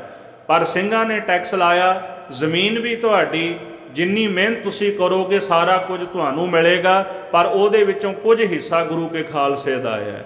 ਇਹਦੇ ਨਾਲ ਵੀ ਤੁਹਾਡਾ ਗੁਜ਼ਾਰਾ ਚੱਲੇਗਾ ਤੇ ਸਾਡੇ ਪੰਥ ਦਾ ਗੁਜ਼ਾਰਾ ਵੀ ਚੱਲੇਗਾ। ਇਸ ਪ੍ਰਕਾਰ ਸਿੰਘਾਂ ਨੇ ਉੱਥੇ ਉਗਰਾਹੀ ਕਰਨੀ ਜਿਹੜੀ ਸ਼ੁਰੂ ਕਰ ਦਿੱਤੀ ਹੈ। ਇਹ ਕਹਿਲੂਰੀਏ ਜਿਹੜੇ ਸਨ, ਕਹਿਲੂਰ ਇੱਕ 22 ਧਾਰ ਦੀ ਇੱਕ ਰਿਆਸਤ ਸੀ, ਜਿਵੇਂ 22 ਧਾਰ ਦੀਆਂ ਉੱਥੇ 22 ਰਿਆਸਤਾਂ ਸਨ, ਉਹਨਾਂ ਵਿੱਚ ਇੱਕ ਰਿਆਸਤ ਸੀ ਕਹਿਲੂਰ, ਜਿੱਥੇ ਰਾਜਾ ਭੀਮ ਚੰਦ ਰਾਜ ਕਰਦਾ ਸੀਗਾ। ਇਸ ਤਰ੍ਹਾਂ ਉਹਨੇ ਸਾਰੇ 22 ਧਾਰ ਦੇ ਰਾਜੇ ਇਕੱਠੇ ਕਰ ਲਏ ਤੇ ਫਰਿਆਦੀ ਬਣ ਕੇ ਦਿੱਲੀ ਵਿਖੇ ਚਲੇ ਗਏ ਹਨ। ਇਸ ਤਰ੍ਹਾਂ ਉਹਨੇ 22 ਧਾਰ ਦੇ ਸਾਰੇ ਪਰਬਤੀ ਰਾਜੇ ਆਪਣੇ ਨਾਲ ਲੈ ਲਏ ਹਨ। ਭਾਈ ਰਤਨ ਸਿੰਘ ਜੀ ਕਹਿੰਦੇ ਇਸ ਤਰ੍ਹਾਂ 22 ਥਾਣੇ, 22 ਥਾਣੇ ਦਾ ਭਾਵ ਵੀ 22 ਜਿਹੜੇ ਰਾਜੇ ਸਨ ਉਹ ਨਾਲ ਗਏ ਹਨ ਪਰਬਤੀਏ। ਜਿਹੜੀ ਇੱਧਰ ਹੇਠਾਂ ਜਲੰਧਰ ਦੀ ਧਾਰ ਸੀ ਨਾ, ਜਿਹਦੇ ਵਿੱਚ ਮੁਕੇਰੀਆਂ, ਹੁਸ਼ਿਆਰਪੁਰ ਆਦਿਕ ਦਸੂਹਾ ਇਲਾਕੇ ਆ ਜਾਂਦੇ ਨੇ, ਇਹ 7 ਧਾਰਾਂ ਗਿਣੀਆਂ ਜਾਂਦੀਆਂ ਸਨ 22 ਧਾਰਾਂ ਦੇ ਵਿੱਚੋਂ। ਉਹਨੇ 22 ਧਾਰ ਦੇ ਰਾਜੇ ਲੈ ਲਏ ਤੇ ਭਾਈ ਸਾਹਿਬ ਕਹਿੰਦੇ ਨਾਲ ਨਾਲ ਜਲੰਧਰ ਦੇ ਇਲਾਕੇ ਦੇ ਵਿੱਚ ਜਿਹੜੀਆਂ 7 ਧਾਰਾਂ ਸਨ, ਇੱਥੋਂ ਦੇ ਰਾਜੇ ਵੀ ਉਹਨੇ ਨਾਲ ਲੈ ਲਏ ਹਨ। ਇਸ ਤਰ੍ਹਾਂ ਗੁਰਮੁਖੋਂ ਇਹਨਾਂ ਨੇ ਸਭ ਤੋਂ ਪਹਿਲਾਂ ਸ੍ਰੀ ਅਨੰਦਪੁਰ ਸਾਹਿਬ ਆ ਕੇ ਨਾ ਲੜਾਈ ਕੀਤੀ। ਜਲੰਧਰ ਦਾ ਜਿਹੜਾ ਸੂਬਾ ਸੀ, ਫੌਜਾਂ ਲੈ ਕੇ 7 ਧਾਰਾਂ ਦੇ ਰਾਜਿਆਂ ਨੂੰ ਨਾਲ ਲੈ ਕੇ ਤੇ ਸ੍ਰੀ ਅਨੰਦਪੁਰ ਸਾਹਿਬ ਤੇ ਧਾਵਾ ਬੋਲਦਾ ਹੈ। ਪਰ ਮੈਦਾਨੇ ਜੰਗ ਵਿੱਚ ਉਹ 22 ਧਾਰ ਦੇ ਪਹਾੜੀ ਰਾਜੇ ਸਿੰਘਾਂ ਕੋਲੋਂ ਹਾਰ ਖਾ ਕੇ ਦੌੜ ਗਏ ਹਨ। ਸਭ ਰਾਜੇ ਸਮੁੰਦਰੇ ਭਏ। ਇਸ ਤਰ੍ਹਾਂ ਜਿਹੜੇ ਉਹ ਰਾਜੇ ਸਨ ਬੜੇ ਸ਼ਰਮਿੰਦੇ ਹੋ ਗਏ। ਉਹਨਾਂ ਵੇਖਿਆ ਵੀ ਅਸੀਂ ਬਚਪਨ ਤੋਂ ਖਾਨਦਾਨੀ ਸਿਪਾਹੀ ਆ, ਸਾਡੇ ਵੱਡੇ ਵਡੇਰੇ ਵੀ ਸਿਪਾਹੀ ਸਨ, ਰਾਜਪੂਤ ਰਾਜੇ ਅਸੀਂ ਕਹਿਲਾਉਂਦੇ ਹਾਂ, ਪਰ ਰਾਜਪੂਤ ਰਾਜੇ ਕਹਿਲਾਉਣ ਤੋਂ ਬਾਅਦ ਅਸੀਂ ਉਹਨਾਂ ਕੋਲੋਂ ਹਾਰ ਗਏ ਜਿਨ੍ਹਾਂ ਨੇ ਅੱਜ ਸ਼ਸਤਰ ਚੁੱਕੇ ਨੇ। ਉਹ ਸ਼ਰਮਿੰਦਗੀ ਦੇ ਮਾਰੇ ਆਪਣੇ ਘਰਾਂ ਦੇ ਵਿੱਚ ਟਿੱਕੇ ਬਹਿ ਗਏ ਹਨ। ਇੱਕ ਹੋਰ ਮਸਲਾ ਖੜਾ ਹੋ ਗਿਆ, ਜਿਹੜਾ ਦਿੱਲੀ ਦਾ ਬਾਦਸ਼ਾਹ ਔਰੰਗਜ਼ੇਬ ਸੀਗਾ ਉਹਦਾ ਇਹ ਟੈਕਸ ਭਰਦੇ ਸਨ। ਹੁਣ ਮੁਲਕ ਸਿੰਘਾਂ ਨੇ ਉਗਰਾ ਲਿਆ, ਲੋਕਾਂ ਨੇ ਇਹਨਾਂ ਨੂੰ ਟੈਕਸ ਨਹੀਂ ਦਿੱਤਾ ਤੇ ਇਹਨਾਂ ਨੇ ਜਿਹੜਾ ਟੈਕਸ ਜਾ ਕੇ ਉੱਥੇ ਤਾਰਨਾ ਸੀ ਉਹ ਇਹ ਟੈਕਸ ਨਾ ਦੇ ਸਕੇ। ਔਰੰਗਜ਼ੇਬ ਨੇ ਫਿਰ ਆਪਣੀਆਂ ਫੌਜਾਂ ਭੇਜੀਆਂ ਵੀ ਜਾਓ ਜਾ ਕੇ ਪਰਬਤੀਆਂ ਕੋਲੋਂ ਟੈਕਸ ਲੈ ਕੇ ਆਓ। ਤੇ ਜਦੋਂ ਉਥੋਂ ਫੌਜਾਂ ਚੜ੍ਹ ਕੇ ਆ ਗਈਆਂ 22 ਧਾਰ ਰਾਜਿਆਂ ਉੱਪਰ, ਤੇ ਭੀਮ ਚੰਦ ਮਹਾਰਾਜ ਕੋਲ ਆ ਗਿਆ ਵੀ ਤੁਸੀਂ ਹੁਣ ਮੇਰੀ ਮਦਦ ਕਰੋ ਮਹਾਰਾਜ, ਵੀ ਇੱਥੇ ਤਾਂ ਫੌਜ ਚੜ੍ਹ ਕੇ ਆ ਗਈ ਔਰੰਗਜ਼ੇਬ ਦੀ। ਗੁਰੂ ਸਾਹਿਬ ਨੇ ਸਿੰਘ ਭੇਜੇ ਵੀ ਜਾਓ ਭਾਈ ਜਾ ਕੇ ਇਹਨਾਂ ਦੀ ਮਦਦ ਕਰੋ। ਪਾਤਸ਼ਾਹ ਵੀ ਨਾਲ ਆਏ। ਮੈਦਾਨੇ ਜੰਗ ਵਿੱਚ ਜੰਗ ਸ਼ੁਰੂ ਹੋ ਗਿਆ ਤੇ ਸਤਿਗੁਰੂ ਜੀ ਕਹਿਣ ਲੱਗੇ ਭਾਈ ਪਹਾੜੀ ਰਾਜਿਆਂ ਨੂੰ ਵੀ ਆਪਣੀਆਂ ਫੌਜਾਂ ਨੂੰ ਕਹੋ ਵੀ ਉੱਤੇ ਕੋਈ ਨਿਸ਼ਾਨੀ ਲਾ ਲੈਣ, ਨਹੀਂ ਤਾਂ ਸਿੰਘਾਂ ਨੇ ਸਾਰੇ ਸੋਧ ਦੇਣੇ ਨੇ, ਵਿੱਚੇ ਪਰਬਤੀਏ ਤੇ ਵਿੱਚੇ ਤੁਰਕ। ਫਿਰ ਉਹਨਾਂ ਨੇ ਲੈ ਕੇ ਆਪਣੇ ਸੀਸ ਉੱਪਰ ਜਿਹੜੇ ਹਰੇ ਰੰਗ ਦਾ ਘਾਹ ਸਿੱਟੇ ਆਦਿਕ ਜਿਹੜੇ ਸਨ ਲੈ ਕੇ ਉਹ ਨਿਸ਼ਾਨੀ ਲਾ ਲਈ ਵੀ ਅਸੀਂ ਪਹਾੜੀਏ ਹਾਂ। ਇਸ ਤਰ੍ਹਾਂ ਸਿੰਘਾਂ ਨੇ ਉੱਥੋਂ ਸਾਰੀਆਂ ਫੌਜਾਂ ਔਰੰਗਜ਼ੇਬ ਦੀਆਂ ਮਾਰ ਭਜਾਈਆਂ ਮੈਦਾਨੇ ਜੰਗ ਵਿੱਚੋਂ। ਤੇ ਸਾਧ ਸੰਗਤ ਗੁਰੂ ਸਾਹਿਬ ਜੀ ਨੇ ਜੰਗ ਸਮਾਪਤ ਕੀਤਾ। ਭੀਮ ਚੰਦ ਬੜਾ ਖੁਸ਼ ਹੋਇਆ, ਨਜ਼ਰਾਨੇ ਲੈ ਕੇ ਆਇਆ, ਭਟਾਵਾਂ ਲੈ ਕੇ ਆਇਆ ਵੀ ਤੁਹਾਡੀ ਕਿਰਪਾ ਹੋ ਗਈ। ਤੇ ਸਤਿਗੁਰੂ ਹਲੇ ਉੱਥੇ ਹੀ ਸਨ ਤੇ ਇਹਨੇ ਅੰਦਰ ਖਾਤੇ ਉਹਨਾਂ ਨਾਲ ਸੁਲ੍ਹਾ ਵੀ ਕਰ ਲਈ।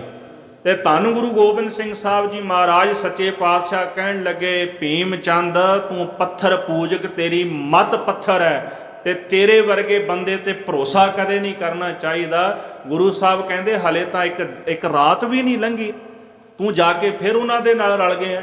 ਗੁਰੂ ਸਾਹਿਬ ਜੀ ਨੇ ਉਸੇ ਵਕਤ ਰਾਤ ਨੂੰ ਨਗਾਰਾ ਵਜਵਾਇਆ, ਸਿੰਘਾਂ ਨੂੰ ਆਖਿਆ ਚਲੋ ਸ੍ਰੀ ਅਨੰਦਪੁਰ ਸਾਹਿਬ। ਆ ਜਿਹੜਾ ਕਮਲੋਟ ਨਗਰ ਹੋਰ ਨਗਰਾਂ ਦਾ ਜ਼ਿਕਰ ਕਰਦੇ, ਉਦੋਂ ਸਿੰਘਾਂ ਨੇ ਫਤਿਹ ਕੀਤੇ ਸਨ ਤੇ ਜਾਂਦਿਆਂ ਜਾਂਦਿਆਂ ਸਭ ਮਿੱਟੀ 'ਚ ਮਿਲਾ ਗਏ ਸਨ ਸਿੰਘ। ਸਾਧ ਸੰਗਤ ਜੀਓ, ਇਹ ਖੋਟੇ ਲੋਕ ਸਨ ਅੰਦਰੋਂ, ਤੇ ਗੁਰੂ ਗੋਬਿੰਦ ਸਿੰਘ ਸਾਹਿਬ ਸੱਚੇ ਪਾਤਸ਼ਾਹ ਜੀ ਮਹਾਰਾਜ ਸਮਝ ਗਏ ਵੀ ਇਹ ਲੋਕ ਇਹਨਾਂ ਦੀ ਮਦਦ ਵੀ ਕਰਾਂਗੇ। ਸੱਪੈ ਦੁੱਧ ਪਿਆਲੀਐ ਵਿਖ ਮੂੰਹੋਂ ਸੱਟੈ। ਭਾਈ ਗੁਰਦਾਸ ਜੀ ਕਹਿੰਦੇ ਸੱਪ ਨੂੰ ਦੁੱਧ ਪਿਆਓ ਤੇ ਉਹਨੇ ਜ਼ਹਿਰ ਹੀ ਸੱਟਣਾ।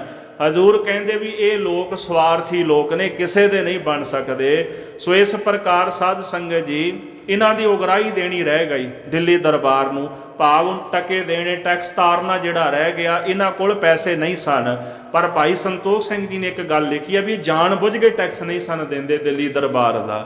ਇਹ ਚਾਹੁੰਦੇ ਸਨ ਵੀ ਅਸੀਂ ਆਪਣਾ ਟੈਕਸ ਬਚਾ ਲਈਏ ਤੇ ਉਸ ਮਾਮਲੇ ਵਿੱਚ ਗੁਰੂ ਘਰ ਦੇ ਨਾਲ ਦਿੱਲੀ ਦਰਬਾਰ ਦਾ ਵਿਰੋਧ ਜਿਹੜਾ ਵਧਾ ਦਈਏ। ਇਹ ਇਕੱਠੇ ਹੋ ਕੇ ਗਏ ਦਿੱਲੀ, ਆਖਦੇ ਹੇ ਬਾਦਸ਼ਾਹ ਕਿਰਪਾ ਕਰੋ, ਆਪ ਜੀ ਸਾਡੀ ਮਦਦ ਕਰੋ, ਤੇ ਜੇ ਤੁਸੀਂ ਸਾਡੀ ਮਦਦ ਨਾ ਕੀਤੀ ਤੇ ਅੱਜ ਤੋਂ ਬਾਅਦ ਅਸੀਂ ਮਾਮਲਾ ਉਹਨਾਂ ਦਾ ਭਰਾਂਗੇ, ਕਿਉਂਕਿ ਉਹ ਸਾਡੇ ਮੁਲਕ ਵਿੱਚੋਂ ਆ ਕੇ ਮਾਮਲਾ ਉਗਰਾਉਂਦੇ ਨੇ। ਜਾਂ ਸਾਡੀ ਮਦਦ ਕਰੋ ਤੇ ਜਾਂ ਸਾਨੂੰ ਮਾਮਲਾ ਮਾਫ ਕਰ ਦਿਓ, ਅਸੀਂ ਉਹਨਾਂ ਨੂੰ ਮਾਮਲਾ ਦੇਣਾ ਸ਼ੁਰੂ ਕਰ ਦਿਆਂਗੇ। ਇਹ ਗੱਲ ਸੁਣ ਕੇ ਔਰੰਗਜ਼ੇਬ ਸੜ ਬਲ ਗਿਆ। ਉਹਨੇ ਤੁਰੰਤ ਹੁਕਮ ਦਿੱਤਾ ਤੇ ਫੌਜਾਂ ਤਿਆਰ ਕਰ ਦਿੱਤੀਆਂ ਹਨ। ਪਹਾੜੀ ਕਹਿਣ ਲੱਗੇ ਵੀ ਉਹਨਾਂ ਦੇ ਕੋਲ ਤਾਂ ਬੜੀ ਮਾਇਆ ਆਉਂਦੀ, ਬੜਾ ਪੈਸਾ ਆਉਂਦਾ ਹੈ। ਉਹਨਾਂ ਨੇ ਫੌਜਾਂ ਵੀ ਬੜੀਆਂ ਇਕੱਠੀਆਂ ਕਰ ਲਈਆਂ ਤੇ ਉਹ ਸਾਰੇ ਹਿੰਦੁਸਤਾਨ ਦਾ ਆਪਣੇ ਆਪ ਨੂੰ ਗੁਰੂ ਵੀ ਕਹਾਉਂਦੇ ਹਨ। ਹੇ ਬਾਦਸ਼ਾਹ, ਉਹ ਤੁਹਾਡੀ ਜਿੰਦ ਖਤਮ ਕਰਨਾ ਚਾਹੁੰਦੇ ਨੇ, ਤੁਹਾਨੂੰ ਜਾਨੋਂ ਮਾਰਨਾ ਚਾਹੁੰਦੇ ਨੇ ਤੇ ਰਾਜ ਭਾਗ ਆਪਣੇ ਹੱਥ ਵਿੱਚ ਲੈਣਾ ਚਾਹੁੰਦੇ ਹਨ। ਪਹਾੜੀ ਕਹਿੰਦੇ ਉਹ ਆਪਣੇ ਆਪ ਨੂੰ ਸੱਚਾ ਪਾਤਸ਼ਾਹ ਕਹਾਉਂਦੇ ਹਨ ਤੇ ਤੁਹਾਨੂੰ ਉਹ ਝੂਠਾ ਸ਼ਾਹ ਕਹਿੰਦੇ ਨੇ, ਝੂਠਾ ਬਾਦਸ਼ਾਹ ਕਹਿੰਦੇ, ਆਪਣੇ ਆਪ ਨੂੰ ਸੱਚਾ ਕਹਿੰਦੇ ਨੇ। ਦਾਸ ਨੇ ਪਹਿਲਾਂ ਵੀ ਅਰਜ਼ ਕੀਤੀ ਸੀ ਕਿ ਗੁਰੂ ਸਾਹਿਬ ਜੀ ਸੱਚਾ ਪਾਤਸ਼ਾਹ ਕਿਉਂ ਨੇ?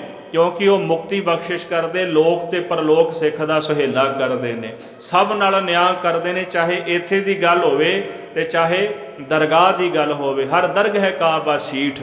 ਇਸੇ ਕਰਕੇ ਗੁਰੂ ਗ੍ਰੰਥ ਸਾਹਿਬ ਨੇ ਆਖਿਆ ਸੀ ਕਿ ਜਿਹੜੇ ਗੁਰੂ ਨਾਨਕ ਸਾਹਿਬ ਅਕਾਲ ਪੁਰਖ ਨੇ, ਗੁਰੂ ਗੋਬਿੰਦ ਸਿੰਘ ਸਾਹਿਬ, ਉਹ ਦਰਗਾਹ ਦੇ ਵਕੀਲ ਨੇ ਤੁਹਾਡੇ। ਜਿੱਥੇ ਜਾਓਗੇ ਤੁਹਾਡੀ ਹਾਮੀ ਭਰਨਗੇ, ਇੱਥੇ ਵੀ ਨਿਆਂ ਕਰਨਗੇ, ਦਰਗਾਹ ਵਿੱਚ ਵੀ ਤੁਹਾਡਾ ਨਿਆਂ ਕਰਨਗੇ।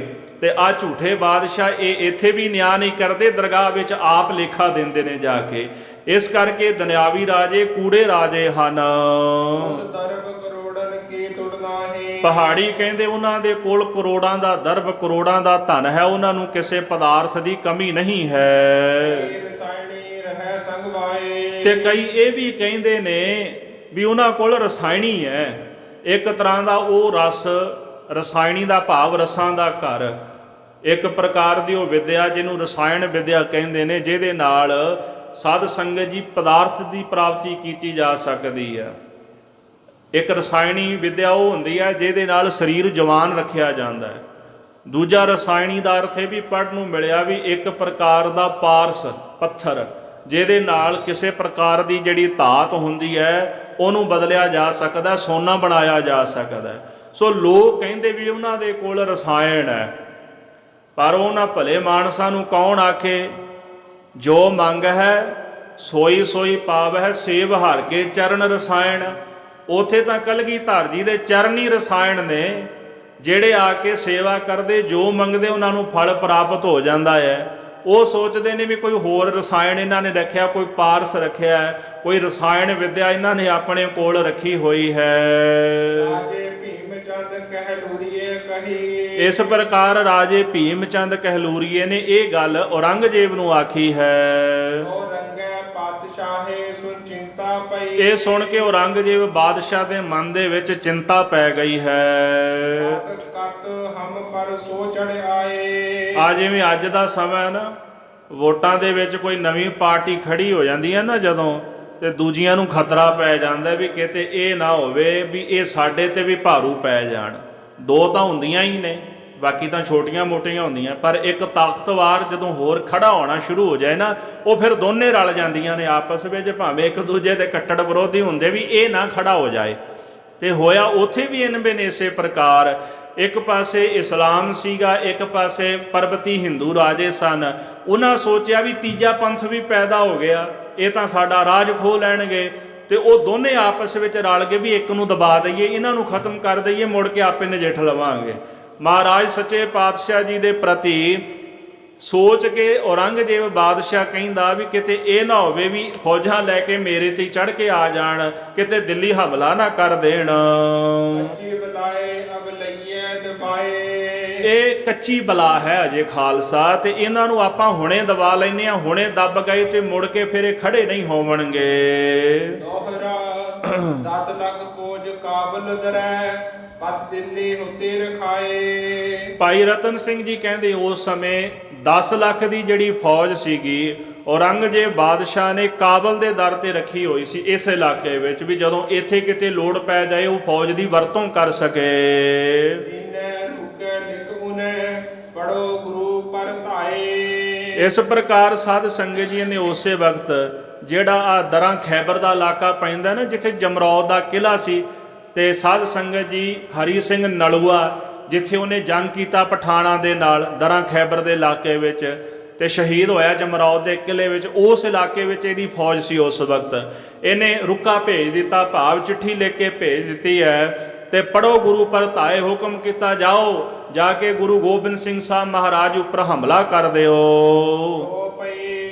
ਚਾਰ ਵੱਲ ਤੈ ਫੌਜ ਸੋ ਦੌੜੀ। ਇਸ ਪ੍ਰਕਾਰ ਚੌਂ ਪਾਸਿਆਂ ਤੋਂ ਫੌਜਾਂ ਹੁਕਮ ਪਾ ਕੇ ਦੌੜ ਪਈਆਂ, ਗੁਰੂ ਗੋਬਿੰਦ ਸਿੰਘ ਸਾਹਿਬ ਤੇ ਧਾਵਾ ਬੋਲ ਦਿੱਤਾ ਹੈ। ਦੇਰ ਸੰਗ ਕਾਹਲ ਦੌੜੀ। ਭਾਈ ਸਾਹਿਬ ਜੀ ਕਹਿੰਦੇ ਨੇ ਵੀ ਖਰਬੂਜਾ ਹੋਵੇ ਨਾ, ਛੁਰੀ ਧਾਲੇ ਦੇਰੀ ਦੇ ਨਾਲ ਉਹਦੇ ਵਿੱਚੋਂ ਲੰਘੇਗੀ, ਪਰ ਕਹਿੰਦੇ ਫੌਜਾਂ ਉਹਦੇ ਨਾਲੋਂ ਵੀ ਹੁਕਮ ਮੰਨ ਕੇ ਤੇਜ਼ ਹੋ ਗਈਆਂ ਵੀ ਜਾ ਕੇ ਆਨੰਦਪੁਰ ਸਾਹਿਬ ਤੇ ਹਮਲਾ ਕਰਨਾ ਹੈ।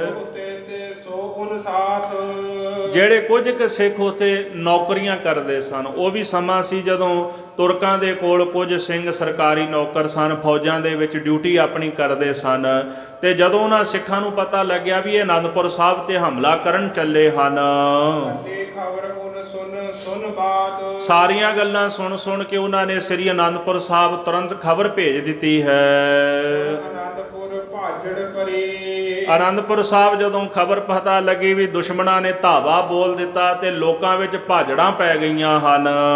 ਲੋਕਨ ਨੱਠਨ ਨਾ ਲੱਭੈ ਗਰੀ, ਲੋਕਾਂ ਨੂੰ ਭੱਜਣ ਵਾਸਤੇ ਗਲੀ ਨਹੀਂ ਲੱਭਦੀ, ਰਾਹ ਨਹੀਂ ਲੱਭਦਾ ਵੀ ਕਿੱਧਰੋਂ ਭੱਜੀਏ ਤੇ ਕਿਹੜੇ ਪਾਸੇ ਜਾਈਏ, ਕਿਉਂਕਿ ਫੌਜਾਂ ਚਾਰ ਚਫੇਰਿਓਂ ਚੜ੍ਹ ਕੇ ਆ ਗਈਆਂ ਹਨ। ਸਤਿਗੁਰੂ ਰਹਿਓ ਬੋ ਤੀਰ ਧਰਵਾਏ, ਧੰਨ ਗੁਰੂ ਗੋਬਿੰਦ ਸਿੰਘ ਸਾਹਿਬ ਜੀ ਮਹਾਰਾਜ ਸਿੱਖਾਂ ਨੂੰ ਉਪਦੇਸ਼ ਦਿੰਦੇ ਰਹੇ, ਧੀਰਜ ਧਰਾਉਂਦੇ ਰਹੇ, ਭਾਈ ਧੀਰਜ ਰੱਖੋ।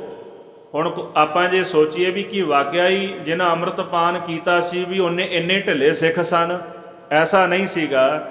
ਥੋੜਾ ਜਿਹਾ ਗਹੁ ਨਾਲ ਵਿਚਾਰੀਏ ਨਾ, ਜਿਨ੍ਹਾਂ ਨੇ ਅੰਮ੍ਰਿਤ ਛਕਿਆ, ਭਾਈ ਸਾਹਿਬ ਨੇ ਨਿਰਣਾ ਵੀ ਕੀਤਾ, ਉਹ ਖਾਲਸੇ ਨੇ। ਉੱਥੇ ਕੁਝ ਲੋਕ ਵਪਾਰੀ ਰਹਿੰਦੇ ਸਨ। ਅਨੰਦਪੁਰ ਸਾਹਿਬ ਜਦੋਂ ਨਗਰ ਗੁਰੂ ਸਾਹਿਬ ਨੇ ਵਸਾਇਆ, ਚਾਰ ਚਫੇਰੇ ਤੋਂ ਲੋਕ ਉੱਥੇ ਆ ਕੇ ਰਹਿਣ ਲੱਗੇ ਸਨ। ਵਪਾਰੀਏ ਵਪਾਰ ਕਰਦੇ ਸਨ, ਕਿਉਂਕਿ ਸੰਗਤਾਂ ਦੀ ਗਿਣਤੀ ਆਵਾਜਾਈ ਬਹੁਤ ਜ਼ਿਆਦਾ ਹੁੰਦੀ ਸੀ ਉੱਥੇ ਉਹ ਲੋਕ ਵੀ ਰਹਿੰਦੇ ਸਨ। ਹੋਰ ਵੀ ਚਾਰ ਚਫੇਰੇ ਤੋਂ ਜਿਹੜੇ ਲੋਕ ਗਰੀਬ ਮਾਤੜ ਸਨ ਉਹ ਵੀ ਆ ਕੇ ਰਹਿਣ ਲੱਗੇ, ਕਿਉਂਕਿ ਹਰ ਕਿਸੇ ਦੀ ਮਦਦ ਗੁਰੂ ਸਾਹਿਬ ਨੇ ਕੀਤੀ। ਘਰ ਲੋਕਾਂ ਨੂੰ ਬਣਾ ਕੇ ਦਿੱਤੇ, ਉਹਨਾਂ ਦੀ ਮਦਦ ਵੀ ਕੀਤੀ ਗੁਰੂ ਸਾਹਿਬ ਜੀ ਨੇ ਜਦੋਂ ਇਹ ਨਗਰ ਵਸਾਇਆ। ਪਰ ਜਦੋਂ ਅਨੰਦਪੁਰ ਸਾਹਿਬ ਤੇ ਹਮਲਾ ਹੋਇਆ, ਸਭ ਤੋਂ ਪਹਿਲਾਂ ਭਾਜੜ ਉਹਨਾਂ ਲੋਕਾਂ ਨੂੰ ਪਈ। ਉਹਨਾਂ ਨੇ ਸੋਚਿਆ ਵੀ ਅਸੀਂ ਤਾਂ ਵਪਾਰ ਕਰਨ ਆਏ ਸੀ, ਵੀ ਸੁੱਖ ਨਾਲ ਰਵਾਂਗੇ, ਇੱਥੇ ਤਾਂ ਕੁਝ ਹੋਰ ਬਣ ਗਿਆ। ਸਿੱਖ ਤਾਂ ਰਹਿੰਦੇ ਹੀ ਰਹਿੰਦੇ ਸਨ, ਪਰ ਉਹ ਵੀ ਲੋਕ ਰਹਿੰਦੇ ਸਨ ਜਿਹੜੇ ਹੋਰ ਸਨ। ਇਸ ਤਰ੍ਹਾਂ ਉਹਨਾਂ ਲੋਕਾਂ ਨੂੰ ਭਾਜੜਾਂ ਪੈ ਗਈਆਂ। ਗੁਰੂ ਸਾਹਿਬ ਉਹਨਾਂ ਨੂੰ ਧੀਰਜ ਰਖਵਾਉਂਦੇ ਰਹੇ ਵੀ ਧੀਰਜ ਰੱਖੋ, ਕੋਈ ਨਹੀਂ ਭਾਈ, ਅਕਾਲ ਪੁਰਖ ਸਾਡੀ ਮਦਦ ਕਰੇਗਾ, ਸਤਿਗੁਰ ਆਨ ਸਹਾਏ, ਤੁਸੀਂ ਚਿੰਤਾ ਨਾ ਕਰੋ, ਗੁਰੂ ਨਾਨਕ ਸਾਹਿਬ ਜੀ ਮਹਾਰਾਜ ਕਿਰਪਾ ਕਰਨਗੇ, ਸਾਡੀ ਸਹਾਇਤਾ ਕਰਨਗੇ। ਭੱਜਣ ਪਏ, ਪਰ ਉਹ ਬਿਨਾਂ ਪੁੱਛਿਆ ਲੋਕ ਉਹਨਾਂ ਨੂੰ ਆਪੋ ਧਾਪੀ ਪੈ ਗਈ ਤੇ ਭੱਜਣ ਨੂੰ ਪੈ ਗਏ ਵੀ ਫਟਾਫਟ ਇੱਥੋਂ ਨਿਕਲ ਜਾਵੋ। ਨਾਹੇ ਗੁਰੂ ਜੀ ਆਖੇ ਰਹੇ, ਸਤਿਗੁਰੂ ਬੜਾ ਆਖਦੇ ਰਹੇ ਵੀ ਹਟ ਜਾਓ ਭਾਈ, ਨਾ ਦੌੜੋ। ਪਰ ਉਹ ਗੁਰੂ ਸਾਹਿਬ ਦਾ ਬਚਨ ਉਹਨਾਂ ਨਾ ਮੰਨਿਆ ਤੇ ਉਹ ਚਾਹੁੰਦੇ ਸਨ ਵੀ ਅਸੀਂ ਅਨੰਦਪੁਰ ਛੱਡ ਜਾਈਏ। ਸਤਿਗੁਰ ਕਹਿਓ ਤੁਮ ਦ੍ਰਿੜਤਾ ਧਾਰੋ, ਹਜ਼ੂਰ ਵਾਰ-ਵਾਰ ਕਹਿੰਦੇ ਖਾਲਸਾ ਜੀ ਦ੍ਰਿੜਤਾ ਧਾਰਨ ਕਰੋ, ਅੰਦਰ ਸਿਦਕ ਰੱਖੋ। ਕਰਤਾਰ ਆਏ ਹਮ ਕਰੋਗ ਸਹਾਰੋ, ਕਰਤਾਰ ਅਕਾਲ ਪੁਰਖ ਵਾਹਿਗੁਰੂ ਪਰਮੇਸ਼ਰ ਆਉਣਗੇ, ਸਾਡੀ ਰੱਖਿਆ ਕਰਨਗੇ, ਸਹਾਇਤਾ ਕਰਨਗੇ। ਆਏ ਚੋ ਤਰਫੋਂ ਹੋਏ, ਪਰ ਸਾਧ ਸੰਗਤ ਜੀ ਆਈ ਚੌਤਰਫੋਂ ਹੋਏ। ਆ ਗਈ ਫੌਜ, ਆ ਗਈ ਫੌਜ, ਚਾਰ ਚਫੇਰਿਓਂ ਰੌਲਾ ਪੈ ਗਿਆ ਲੋਕਾਂ ਦੇ ਵਿੱਚ। ਸਕੇ ਕਰ ਨੰਨੇ ਕੋਏ, ਸਾਧ ਸੰਗਤ ਜੀ ਕਹਿੰਦੇ ਨੇ, ਉਹ ਕਹਿੰਦੇ ਵੀ ਬੜੇ ਡਾਢੇ ਨੇ ਤੁਰਕ ਜਿਹੜੇ ਚੜ ਕੇ ਆ ਰਹੇ ਨੇ, ਬੜੀ ਸਖਤੀ ਨਾਲ ਚੜ ਕੇ ਆ ਰਹੇ ਨੇ, ਨੱਠ ਜਾਓ ਛੇਤੀ, ਇਹ ਨਾ ਹੋਵੇ ਫੌਜ ਹੁਣੇ ਆ ਜਾਏ, ਕਿਤੇ ਸ਼ਾਮ ਨੂੰ ਆ ਜਾਏ, ਕਿਤੇ ਰਾਤ ਨੂੰ ਨਾ ਆ ਜਾਏ। ਇਸ ਤਰ੍ਹਾਂ ਲੋਕਾਂ ਵਿੱਚ ਭਾਜੜਾਂ ਮਚ ਗਈਆਂ ਹਨ। ਰਾਜੇ ਬਾਈ ਆਏ, ਇਧਰ ਜਿਹੜੇ 22 ਧਾਰ ਦੇ ਜਿਹੜੇ ਡੋਗਰੇ ਸਨ ਉਹ ਚੜ ਕੇ ਆ ਗਏ ਹਨ। ਜਲੰਧਰੀਏ ਤੋਂ 22 ਧਾਏ, ਇਧਰ ਜਲੰਧਰੀਏ ਜਿਹੜੇ ਸਨ ਉਹ ਵੀ ਲੈ ਕੇ ਫੌਜਾਂ ਆਪਣੇ ਇਲਾਕੇ ਦੀਆਂ, ਉਹ ਵੀ ਅਨੰਦਪੁਰ ਸਾਹਿਬ ਆ ਗਏ। ਇਹ ਡੋਗਰੇ ਉਹ ਸਨ ਜਿਨ੍ਹਾਂ ਨੇ ਸਭ ਤੋਂ ਜ਼ਿਆਦਾ ਸਿੱਖ ਕੌਮ ਨਾਲ, ਸਿੱਖ ਪੰਥ ਦੇ ਨਾਲ ਦਗਾ ਕਮਾਇਆ।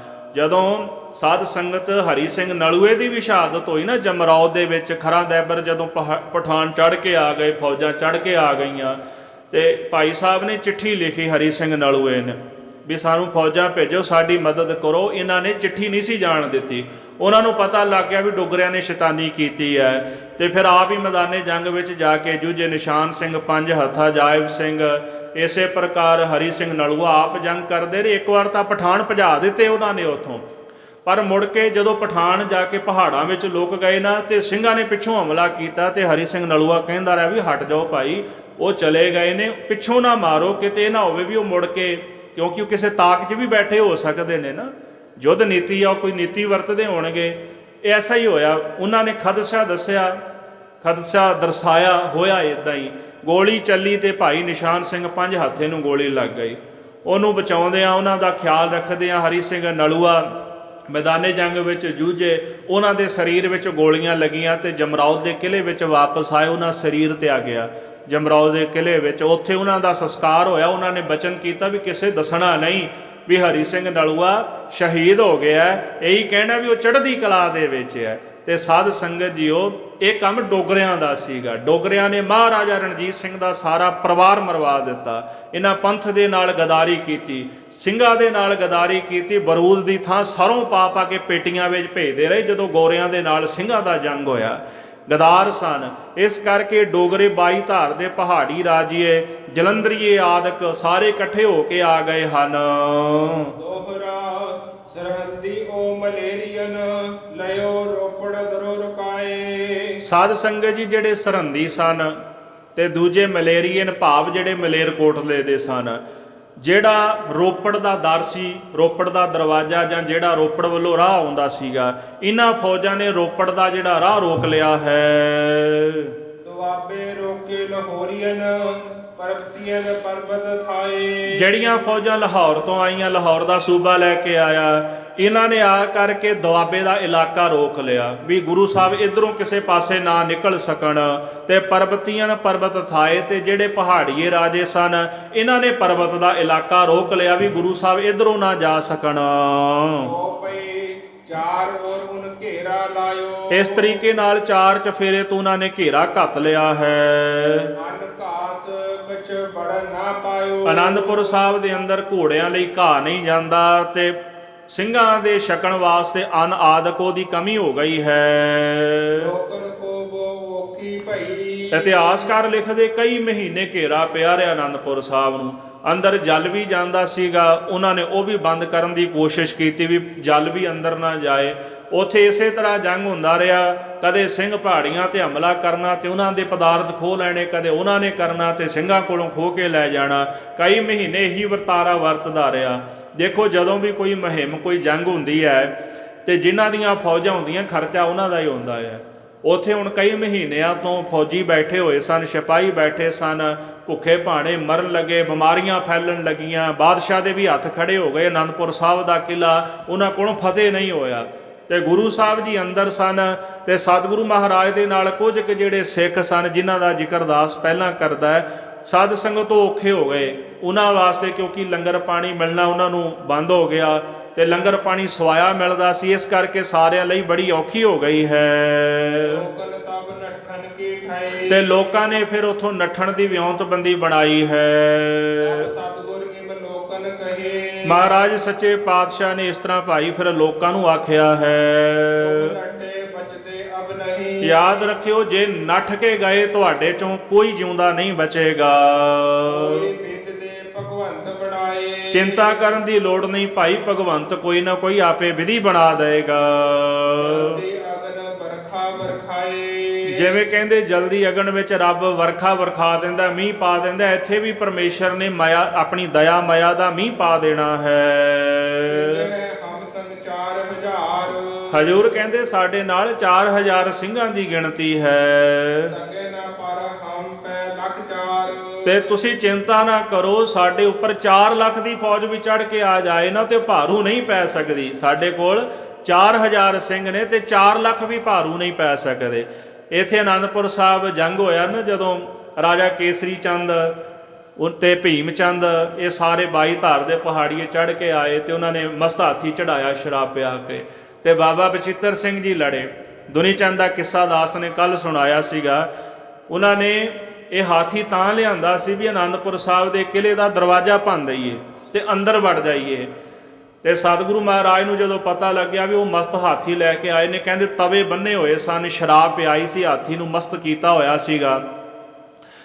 ਤੇ ਸਤਿਗੁਰੂ ਮਹਾਰਾਜ ਨੂੰ ਖਬਰ ਮਿਲੀ ਤੇ ਦੁਨੀ ਚੰਦ ਨੂੰ ਆਖਿਆ ਤੇ ਉਹ ਭੱਜ ਗਿਆ। ਤੇ ਹਜੂਰ ਕਹਿੰਦੇ ਕੋਈ ਨਹੀਂ ਭਾਈ, ਸਾਡੇ ਕੋਲ ਛੋਟਾ ਹਾਥੀ ਵੀ ਹੈ। ਸਿੰਘਾਂ ਨੂੰ ਆਖਿਆ ਵੀ ਚਿੰਤਾ ਕਰਨ ਦੀ ਲੋੜ ਨਹੀਂ। ਆਵਾਜ਼ ਮਾਰੀ, ਭਾਈ ਉਠੋ, ਕੋਈ ਗੁਰੂ ਕਾ ਪਿਆਰਾ। ਬਾਬਾ ਉਦੈ ਸਿੰਘ ਜੀ ਉਹਨਾਂ ਦਾ ਭਰਾਤਾ, ਬਾਬਾ ਬਚਿੱਤਰ ਸਿੰਘ ਜੀ ਤੇ ਭਾਈ ਮਨੀ ਸਿੰਘ ਦਾ ਸੁਪੁੱਤਰ, ਸਰੀਰ ਤੀਲੇ ਵਰਗਾ, ਉੱਠ ਕੇ ਖੜਾ ਹੋ ਗਿਆ। ਭਾਈ ਸੰਤੋਖ ਸਿੰਘ ਜੀ ਲਿਖਦੇ ਵੀ ਜਦੋਂ ਉੱਠ ਕੇ ਖਲੋਤਾ ਤੇ ਸਿੰਘ ਹੱਸ ਪਏ, ਇਹ ਹਾਥੀ ਮਾਰੇਗਾ। ਮਹਾਰਾਜ ਦੇ ਚਰਨਾਂ 'ਚ ਸੀਸ ਰੱਖਿਆ, ਗੁਰੂ ਸਾਹਿਬ ਨੇ ਥਾਪੜਾ ਦਿੱਤਾ। ਕਹਿੰਦੇ ਗਰੀਬ ਨਵਾਜ ਸੱਚੇ ਪਾਤਸ਼ਾਹ ਜੀ, ਬਾਕੀ ਤਾਂ ਦੂਰ ਦੀ ਗੱਲ ਹੈ, ਲੜਨਾ ਹਾਥੀ ਦੇ ਮੁੱਕੀ ਮਾਰ ਕੇ ਧਰਤੀ 'ਚ ਧਸਾ ਦਿਆਂਗਾ, ਤੁਹਾਡੀ ਕਿਰਪਾ ਹੋ ਗਈ ਹੈ। ਤੇ ਸਤਿ ਸ੍ਰੀ ਅਕਾਲ। ਬਾਬਾ ਬਚਿੱਤਰ ਸਿੰਘ ਜੀ ਘੋੜੇ ਤੇ ਸਵਾਰ ਹੋਏ। ਅੱਜ ਵੀ ਉਹਨਾਂ ਦੀ ਨਾਗਣੀ ਮੌਜੂਦ ਹੈ ਗੁਰੂ ਕੇ ਤਖਤ ਉੱਪਰ, ਤੇ ਨਾਗਣੀ ਲੈ ਕੇ ਬਾਹਰ ਨਿਕਲੇ ਤੇ ਸਾਧ ਸੰਗਤ ਦਰਵਾਜ਼ਾ ਖੁੱਲਿਆ ਆਨੰਦਪੁਰ ਸਾਹਿਬ ਦਾ, ਤੇ ਉਹਨਾਂ ਨੇ ਜ਼ੋਰ ਦੇ ਨਾਲ ਨਾਗਣੀ ਮਾਰੀ ਤੇ ਮੱਥੇ ਤੇ ਬੰਨੇ ਹੋਏ ਜਿਹੜੇ ਵੱਡੇ ਵੱਡੇ ਤਵੇ ਚੀਰਦੀ ਹੋਈ ਮੱਥੇ 'ਚ ਲੰਘ ਗਈ। ਹਾਥੀ ਮਾਰਦਾ ਚੰਗਿਆੜਾ ਪਿਛਾਂ ਨੂੰ ਦੌੜ ਪਿਆ, ਫੌਜਾਂ ਨੂੰ ਮਲਦਾ ਦਲਦਾ ਪਿਛਾਂ ਨੂੰ ਦੌੜ ਪਿਆ। ਤੇ ਬਾਬਾ ਉਦੈ ਸਿੰਘ ਪਿਆਰਿਓ, ਉੱਥੇ ਮੈਦਾਨੇ ਜੰਗ ਦੇ ਵਿੱਚ ਬਾਬਾ ਉਦੈ ਸਿੰਘ ਨੇ ਰਾਜੇ ਕੇਸਰੀ ਚੰਦ ਦਾ ਸਿਰ ਲਾ ਲਿਆ। ਇਸ ਤਰ੍ਹਾਂ ਇੱਥੇ ਤੁਰਕਾਂ ਦੀ ਇੱਥੇ ਹਾਰ ਹੋਈ ਪਹਾੜੀਆਂ ਦੀ। ਸਾਧ ਸੰਗਤ ਜੀ, ਸਮਾਂ ਬੀਤਦਾ ਗਿਆ, ਜਦੋਂ ਉਹਨਾਂ ਨੇ ਹਰ ਤਰ੍ਹਾਂ ਦੇ ਹੱਥ ਕੰਡੇ ਅਪਣਾਏ, ਉਹਨਾਂ ਦਾ ਵਸ ਨਹੀਂ ਚੱਲਿਆ, ਤੇ ਅਖੀਰ ਉਹਨਾਂ ਨੇ ਫਿਰ ਸਹੁੰਆਂ ਚੁੱਕਣੀਆਂ ਸ਼ੁਰੂ ਕਰ ਦਿੱਤੀਆਂ। ਹੁਣ ਪ੍ਰਸੰਗ ਸਾਰਾ ਆਵੇਗਾ। ਅੰਦਰ ਕਹਿੰਦੇ ਜਿਹੜਾ ਵਰਤਾਰਾ ਵਰਤ ਰਿਹਾ ਸੀ ਨਾ, ਬੜਾ ਔਖਾ ਸਮਾਂ ਸੀ। ਚਲੋ ਸਾਡੇ ਵਰਗਿਆਂ ਵਾਸਤੇ ਗੱਲਾਂ ਕਰਨੀਆਂ ਬੜੀਆਂ ਸੌਖੀਆਂ ਨੇ। ਕਈ ਮਹੀਨਿਆਂ ਤੋਂ ਕਮਰ ਕੱਸਿਆਂ ਦੇ ਵਿੱਚ ਭੁੱਖੇ ਪੇਟ ਸਿੰਘਾਂ ਨੇ ਬੰਨੇ ਹੋਏ ਸਨ, ਖਾਣ ਨੂੰ ਕੁਝ ਮਿਲਦਾ ਨਹੀਂ ਸੀ, ਘੋੜੇ ਮਰ ਰਹੇ ਸਨ, ਉਹਨਾਂ ਵਾਸਤੇ ਉਹਨਾਂ ਨੂੰ ਅੰਦਰ ਘਾਹ ਆਦਿਕ ਵੀ ਪ੍ਰਾਪਤ ਨਹੀਂ ਸੀ ਹੁੰਦਾ, ਤੇ ਔਖੀ ਵਿਧ ਬਣ ਗਈ ਖਾਲਸੇ ਵਾਸਤੇ। ਤੇ ਜਦੋਂ ਉਹ ਭੱਜਣ ਲੱਗੇ ਤੇ ਮਹਾਰਾਜ ਕਹਿੰਦੇ ਨਾ ਭੱਜੋ ਭਾਈ, ਇੱਦਾਂ ਬਾਹਰ ਭੱਜੋਗੇ ਜਿਉਂਦਾ ਨਹੀਂ ਕੋਈ ਬਚੇਗਾ, ਘੇਰਾ ਪਿਆ ਹੋਇਆ ਚਾਰ ਚੁਫੇਰੇ, ਇਸ ਤਰ੍ਹਾਂ ਨਾ ਜਾਓ। ਤੇ ਹਜੂਰ ਕਹਿੰਦੇ ਸਾਡੇ ਕੋਲ ਸਿੰਘ ਨੇ, ਤੁਰਕ ਇੱਦਾਂ ਹਮਲਾ ਨਹੀਂ ਕਰਨਗੇ, ਕਿਉਂਕਿ ਉਹਨਾਂ ਨੂੰ ਆਪਣੀ ਜਾਨ ਵੀ ਪਿਆਰੀ ਹੈ। ਜਾਨ ਪਿਆਰੀ, ਉਹਨਾਂ ਨੂੰ ਵੀ ਭਾਈ ਆਪਣੀ ਜਾਨ ਪਿਆਰੀ ਹੈ। ਉਹ ਸਾਡੇ ਉੱਪਰ ਵਾਰ ਨਹੀਂ ਕਰ ਸਕਣਗੇ, ਜੇ ਕਰਨਗੇ ਉਹਨਾਂ ਦੇ ਵਾਰ ਨਿਕੰਮੇ ਹੋ ਜਾਣਗੇ। ਪਰ ਮਸੰਦ ਤੇ ਹੋਰ ਜਿਹੜੇ ਜਿਨ੍ਹਾਂ ਦੇ ਅੰਦਰ ਉੱਥੇ ਕਚਪਿਲਤਾ ਆ ਗਈ ਸੀ ਨਾ, ਉਹ ਮਾਤਾ ਜੀ ਨੂੰ ਫਿਰ ਜਾ ਕੇ ਸਮਝਾਉਣ ਲੱਗੇ ਹਨ। ਉਹਨਾਂ ਆਖਿਆ ਵੀ ਤੁਸੀਂ ਰਾਜਿਆਂ ਨਾਲ ਗੱਲਬਾਤ ਕਰ ਲਓ। ਕਿਉਂ? ਉਸ ਵਕਤ ਔਰੰਗਜ਼ੇਬ ਨੇ ਮੌਲਵੀ ਭੇਜਿਆ, ਉਹ ਕੁਰਾਨ ਲੈ ਕੇ ਆਇਆ, ਤੇ ਪਰਬਤੀਆਂ ਨੇ ਠਾਕੁਰਾਂ ਦੀ ਸਹੁੰ ਖਾਧੀ। ਤੇ ਇਤਿਹਾਸ ਵਿੱਚ ਆਉਂਦਾ ਵੀ ਉਹ ਗਊ ਬਣਾਈ ਆਟੇ ਦੀ ਉਹਨਾਂ ਨੇ, ਤੇ ਗਊ ਬਣਾ ਕੇ ਤੇ ਉਹਨਾਂ ਨੇ ਅੰਦਰ ਪੰਡਤ ਭੇਜਿਆ। ਤੇ ਗੁਰੂ ਸਾਹਿਬ ਜੀ ਕਹਿੰਦੇ ਵੀ ਮੈਂ ਤੁਹਾਡੇ ਤੇ ਭਰੋਸਾ ਨਹੀਂ ਕਰਦਾ। ਹਜ਼ੂਰ ਨੇ ਉਹਨਾਂ ਨੂੰ ਮਨਾ ਕਰ ਦਿੱਤਾ। ਪਾਤਸ਼ਾਹ ਜੀ ਕਹਿੰਦੇ ਚਾਹੇ ਔਰੰਗਜ਼ੇਬ ਕੱਚੀ ਮੱਤ ਵਾਲਾ ਤੇ ਪੱਥਰਾਂ ਨੂੰ ਪੂਜਣ ਵਾਲੇ ਪਰਬਤੀਏ, ਇਹਨਾਂ ਦੀ ਮੱਤ ਪੱਥਰ ਹੈ, ਮੈਂ ਤੁਹਾਡੇ ਤੇ ਭਰੋਸਾ ਨਹੀਂ ਕਰ ਸਕਦਾ। ਸਤਿਗੁਰਾਂ ਨੇ ਉਹਨਾਂ ਨੂੰ ਬਚਨ ਆਖੇ। ਹੁਣ ਜਦੋਂ ਗੁਰੂ ਸਾਹਿਬ ਜੀ ਦੇ ਬਚਨ ਮਸੰਦਾਂ ਨੂੰ ਪਤਾ ਲੱਗੇ, ਉਹ ਮਾਤਾ ਜੀ ਕੋਲ ਗਏ ਵੀ ਅੱਜ ਸਾਨੂੰ ਮੌਕਾ ਮਿਲਿਆ, ਵੀ ਉਹ ਕਹਿੰਦੇ ਵੀ ਤੁਸੀਂ ਨਿਕਲ ਜਾਓ, ਤੁਹਾਨੂੰ ਕੁਝ ਨਹੀਂ ਆਖਾਂਗੇ, ਪਰ ਗੁਰੂ ਸਾਹਿਬ ਉਹਨਾਂ ਤੇ ਵਿਸ਼ਵਾਸ ਨਹੀਂ ਕਰਦੇ। ਇਸ ਕਰਕੇ ਮਾਤਾ ਜੀ ਤੁਸੀਂ ਆਪ ਉਹਨਾਂ ਦੇ ਨਾਲ ਗੱਲ ਕਰੋ। ਮਾਤਾ ਜੀ ਗੁਰੂ ਸਾਹਿਬ ਜੀ ਦੇ ਕੋਲ ਆਏ। ਤੂੰ ਰਾਜਨ ਸੋ 9 ਗੱਲ ਬਣਾਈ ਵੀ ਤੁਸੀਂ ਰਾਜਿਆਂ ਨਾਲ ਗੱਲ ਬਣਾ ਲਓ, ਉਹਨਾਂ ਨਾਲ ਗੱਲਬਾਤ ਕਰੋ। ਸਤਿਗੁਰੂ ਕਹਿਣ ਲੱਗੇ ਮਾਤਾ ਜੀ ਇਹ ਪਰਬਤੀ ਦਗੇਬਾਜ਼ ਹਨ, ਸੋ ਲੈਵੇਂਗੇ ਲੋਟ ਤੁਹਾਰ। ਜੇਕਰ ਇਹਨਾਂ ਦੀ ਗੱਲ ਮੰਨ ਕੇ ਅਸੀਂ ਆਨੰਦਪੁਰ ਸਾਹਿਬ ਦਾ ਕਿਲਾ ਛੱਡਾਂਗੇ, ਇਹਨਾਂ ਨੇ ਸਾਡੇ ਉੱਪਰ ਹਮਲਾ ਕਰ ਦੇਣਾ ਤੇ ਲੁੱਟਮਾਰ ਕਰ ਦੇਣੀ ਹੈ।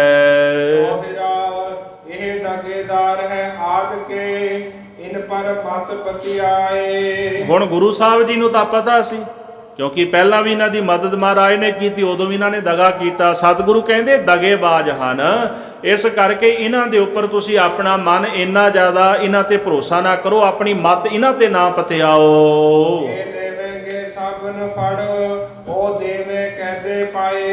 ਮਾਤਾ ਜੀ ਇਹ ਮੌਕਾ ਵੇਖ ਕੇ ਸਾਨੂੰ ਸਾਰੇ ਜਾਣਿਆਂ ਨੂੰ ਫੜ ਲੈਣਗੇ ਤੇ ਚੁੱਕ ਕੇ ਕੈਦ ਵਿੱਚ ਸੁੱਟ ਦੇਣਗੇ।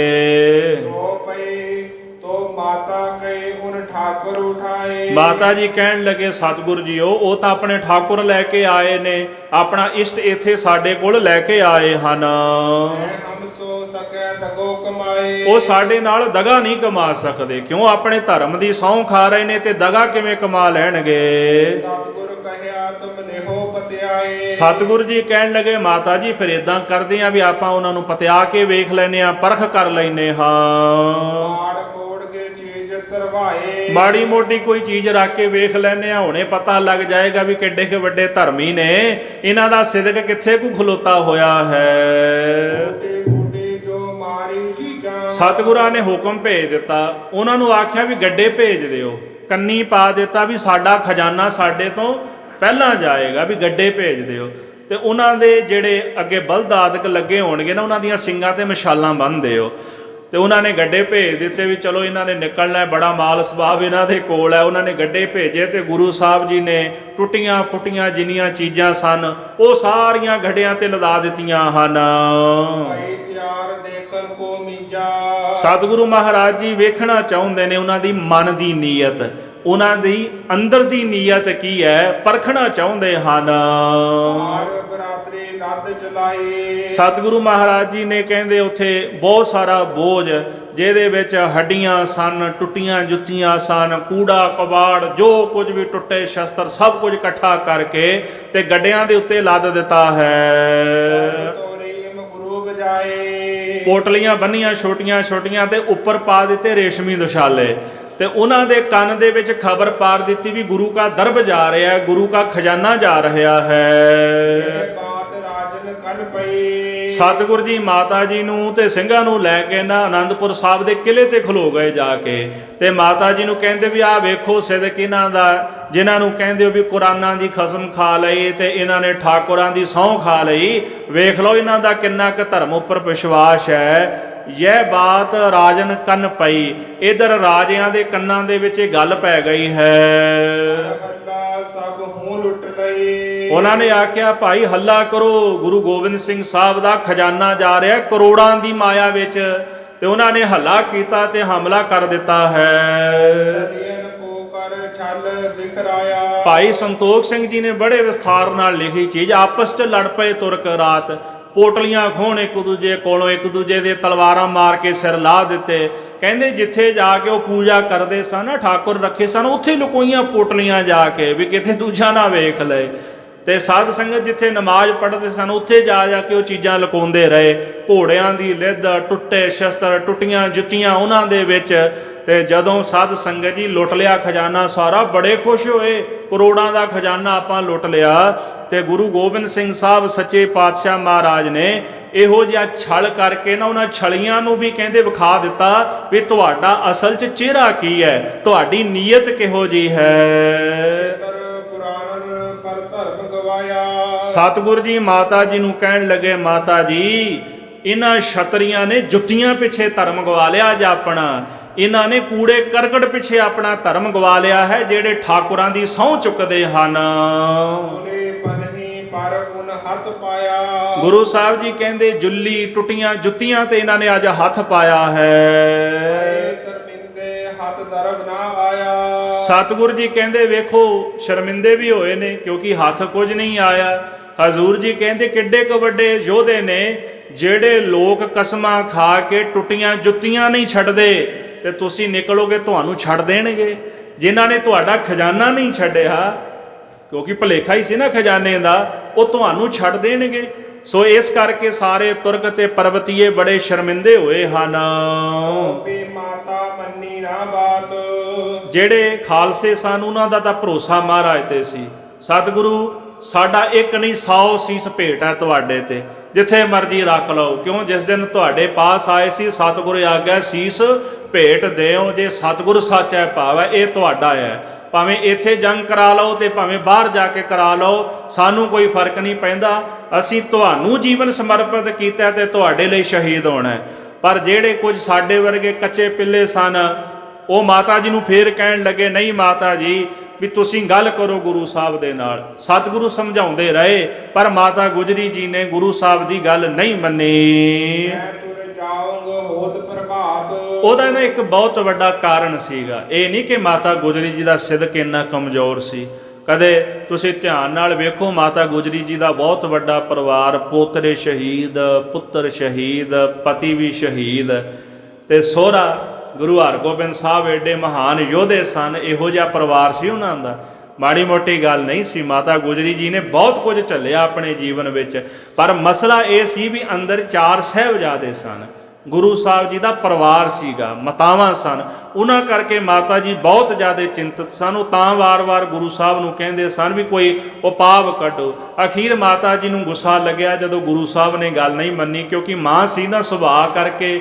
ਤੇ ਫਿਰ ਉਹ ਥੋੜਾ ਜਿਹਾ ਅਹਿਸਾਨ ਵੀ ਚਤਾਇਆ ਵੀ ਜੇ ਤੂੰ ਨਹੀਂ ਪੁੱਤਰ ਜਾਣਾ ਤੇ ਮੈਂ ਪ੍ਰਭਾਵਿਤ ਹੁੰਦਿਆਂ ਸਵੇਰੇ ਇੱਥੋਂ ਚਲੇ ਜਾਣਾ ਹੈ। ਮਾਤਾ ਸਭ ਲੋਕਨ ਸਿਖਾਏ। ਤੇ ਭਾਈ ਸਾਹਿਬ ਜੀ ਲਿਖਦੇ ਉਧਰ ਮਸੰਦ ਜਿਹੜੇ ਸਨ ਉਹ ਵੀ ਵਾਰ-ਵਾਰ ਮਾਤਾ ਜੀ ਨੂੰ ਆ ਕੇ ਕਹਿੰਦੇ ਸਨ। ਮਾਤਾ ਚੱਲੇ ਬਾਤ ਟਹਿਰਾਏ। ਇਸ ਕਰਕੇ ਮਾਤਾ ਜੀ ਨੇ ਆਨੰਦਪੁਰ ਸਾਹਿਬ ਤੋਂ ਜਾਣ ਦੀ ਫਿਰ ਵਿਚਾਰ ਆਪਣੇ ਮਨ ਵਿੱਚ ਕੀਤੀ ਹੈ। ਮਾਤਾ ਤੇ ਇਮ ਲੋਕਨ ਅਖਵਾਏ। ਮਸੰਦਾ ਨੇ ਮਾਤਾ ਜੀ ਨੂੰ ਮੂਹਰੇ ਲਾਇਆ, ਆਖਿਆ ਵੀ ਤੁਸੀਂ ਆਖੋ ਵੀ ਅਸੀਂ ਸਵੇਰੇ ਇੱਥੋਂ ਜਾਣਾ ਹੈ। ਕੋ ਲੈ ਚੱਲ ਮੋਹਰੇ ਲਾਈ। ਮਾਤਾ ਜੀ ਨੂੰ ਸਭ ਦੀ ਚਿੰਤਾ ਸੀ ਤੇ ਗੁਰੂ ਸਾਹਿਬ ਜੀ ਤਾਂ ਹੁਣ ਜਾਣਦੇ ਸਨ ਵੀ ਇਹ ਪਰਬਤੀ ਸਹੀ ਨਹੀਂ ਹਨ, ਤੇ ਮਾਤਾ ਜੀ ਸਭ ਦੀ ਚਿੰਤਾ ਕਰਦੇ ਸਨ ਵੀ ਇੱਥੇ ਸਾਰੇ ਔਖੇ ਹੋ ਰਹੇ ਨੇ।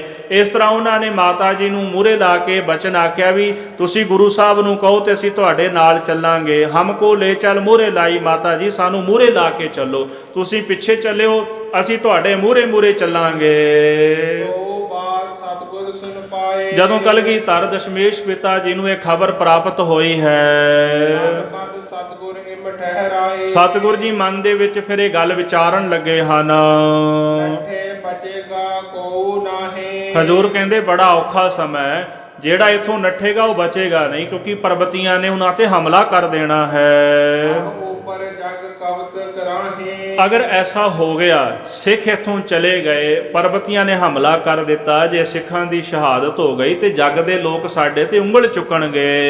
ਕਹਾ ਕਰੇ ਗੁਰ ਮੰਨੈ ਨਾ ਵਾਏ। ਲੋਕ ਕਹਿਣਗੇ ਵੀ ਗੁਰੂ ਸਾਹਿਬ ਇਹਨਾਂ ਨੂੰ ਬਾਰ-ਬਾਰ ਕਹਿੰਦੇ ਰਹੇ, ਪਰ ਇਹਨਾਂ ਸਿੱਖਾਂ ਨੇ ਗੁਰੂ ਸਾਹਿਬ ਦੀ ਗੱਲ ਨਹੀਂ ਮੰਨੀ। ਚਾਰ ਔਰ ਲੋਕ ਨੱਠਣ ਜਾਏ। ਇਹ ਚਾਰ ਚਫੇਰੇ ਇਥੋਂ ਨੱਠਣਾ ਚਾਹੁੰਦੇ ਨੇ ਤੇ ਉਧਰ ਤੁਰਕਾਂ ਦੀ ਫੌਜ ਵੀ ਹੈ, ਚਾਰ ਚਫੇਰੇ ਘੇਰਾ ਪਿਆ ਹੋਇਆ ਹੈ। ਸਤਿਗੁਰੂ ਚਿੱਤ ਯੋ ਕਰ ਆਏ। ਫਿਰ ਸਤਿਗੁਰਾਂ ਨੇ ਉੱਥੇ ਪਰਖ ਵੀ ਕਰਨੀ ਸੀ, ਹਜ਼ੂਰ ਦੇ ਚਿੱਤ ਦੇ ਵਿੱਚ ਇਹ ਵਿਚਾਰ ਆਈ ਹੈ ਲਿਖਤ ਕਰਾਏ। ਵੀ ਇਹਨਾਂ ਕੋਲੋਂ ਨਾ ਇੱਕ ਲਿਖਤ ਵੀ ਕਰਾ ਲਓ ਵੀ ਠੀਕ ਹੈ ਵੀ ਤੁਸੀਂ ਜੇ ਜਾਣਾ ਚਾਹੁੰਦੇ ਹੋ ਤੇ ਇੱਥੇ ਲਿਖ ਕੇ ਜਾਵੋ। ਦੋਹਰਾ ਤੋ ਸਤਿਗੁਰ ਏਤੀ ਕਹੇ ਜੈ ਹਮ ਜਾਓ ਲਿਖਾਏ। ਜਿਹੜੇ ਸਿੱਖ ਪ੍ਰਭਾਤ ਜਾਣਾ ਚਾਹੁੰਦੇ ਸਨ ਮਾਤਾ ਗੁਜਰੀ ਜੀ ਨੂੰ ਨਾਲ ਲੈ ਕੇ, ਹਜ਼ੂਰ ਸੱਚੇ ਪਾਤਸ਼ਾਹ ਜੀ ਉਹਨਾਂ ਸਿੱਖਾਂ ਨੂੰ ਕਹਿਣ ਲੱਗੇ ਭਾਈ ਇਸ ਤਰ੍ਹਾਂ ਕਰੋ, ਜਾਂਦਿਆਂ ਨਾ ਇੱਕ ਲਿਖਤ ਵੀ ਸਾਨੂੰ ਲਿਖ ਕੇ ਦੇ ਜਾਵੋ।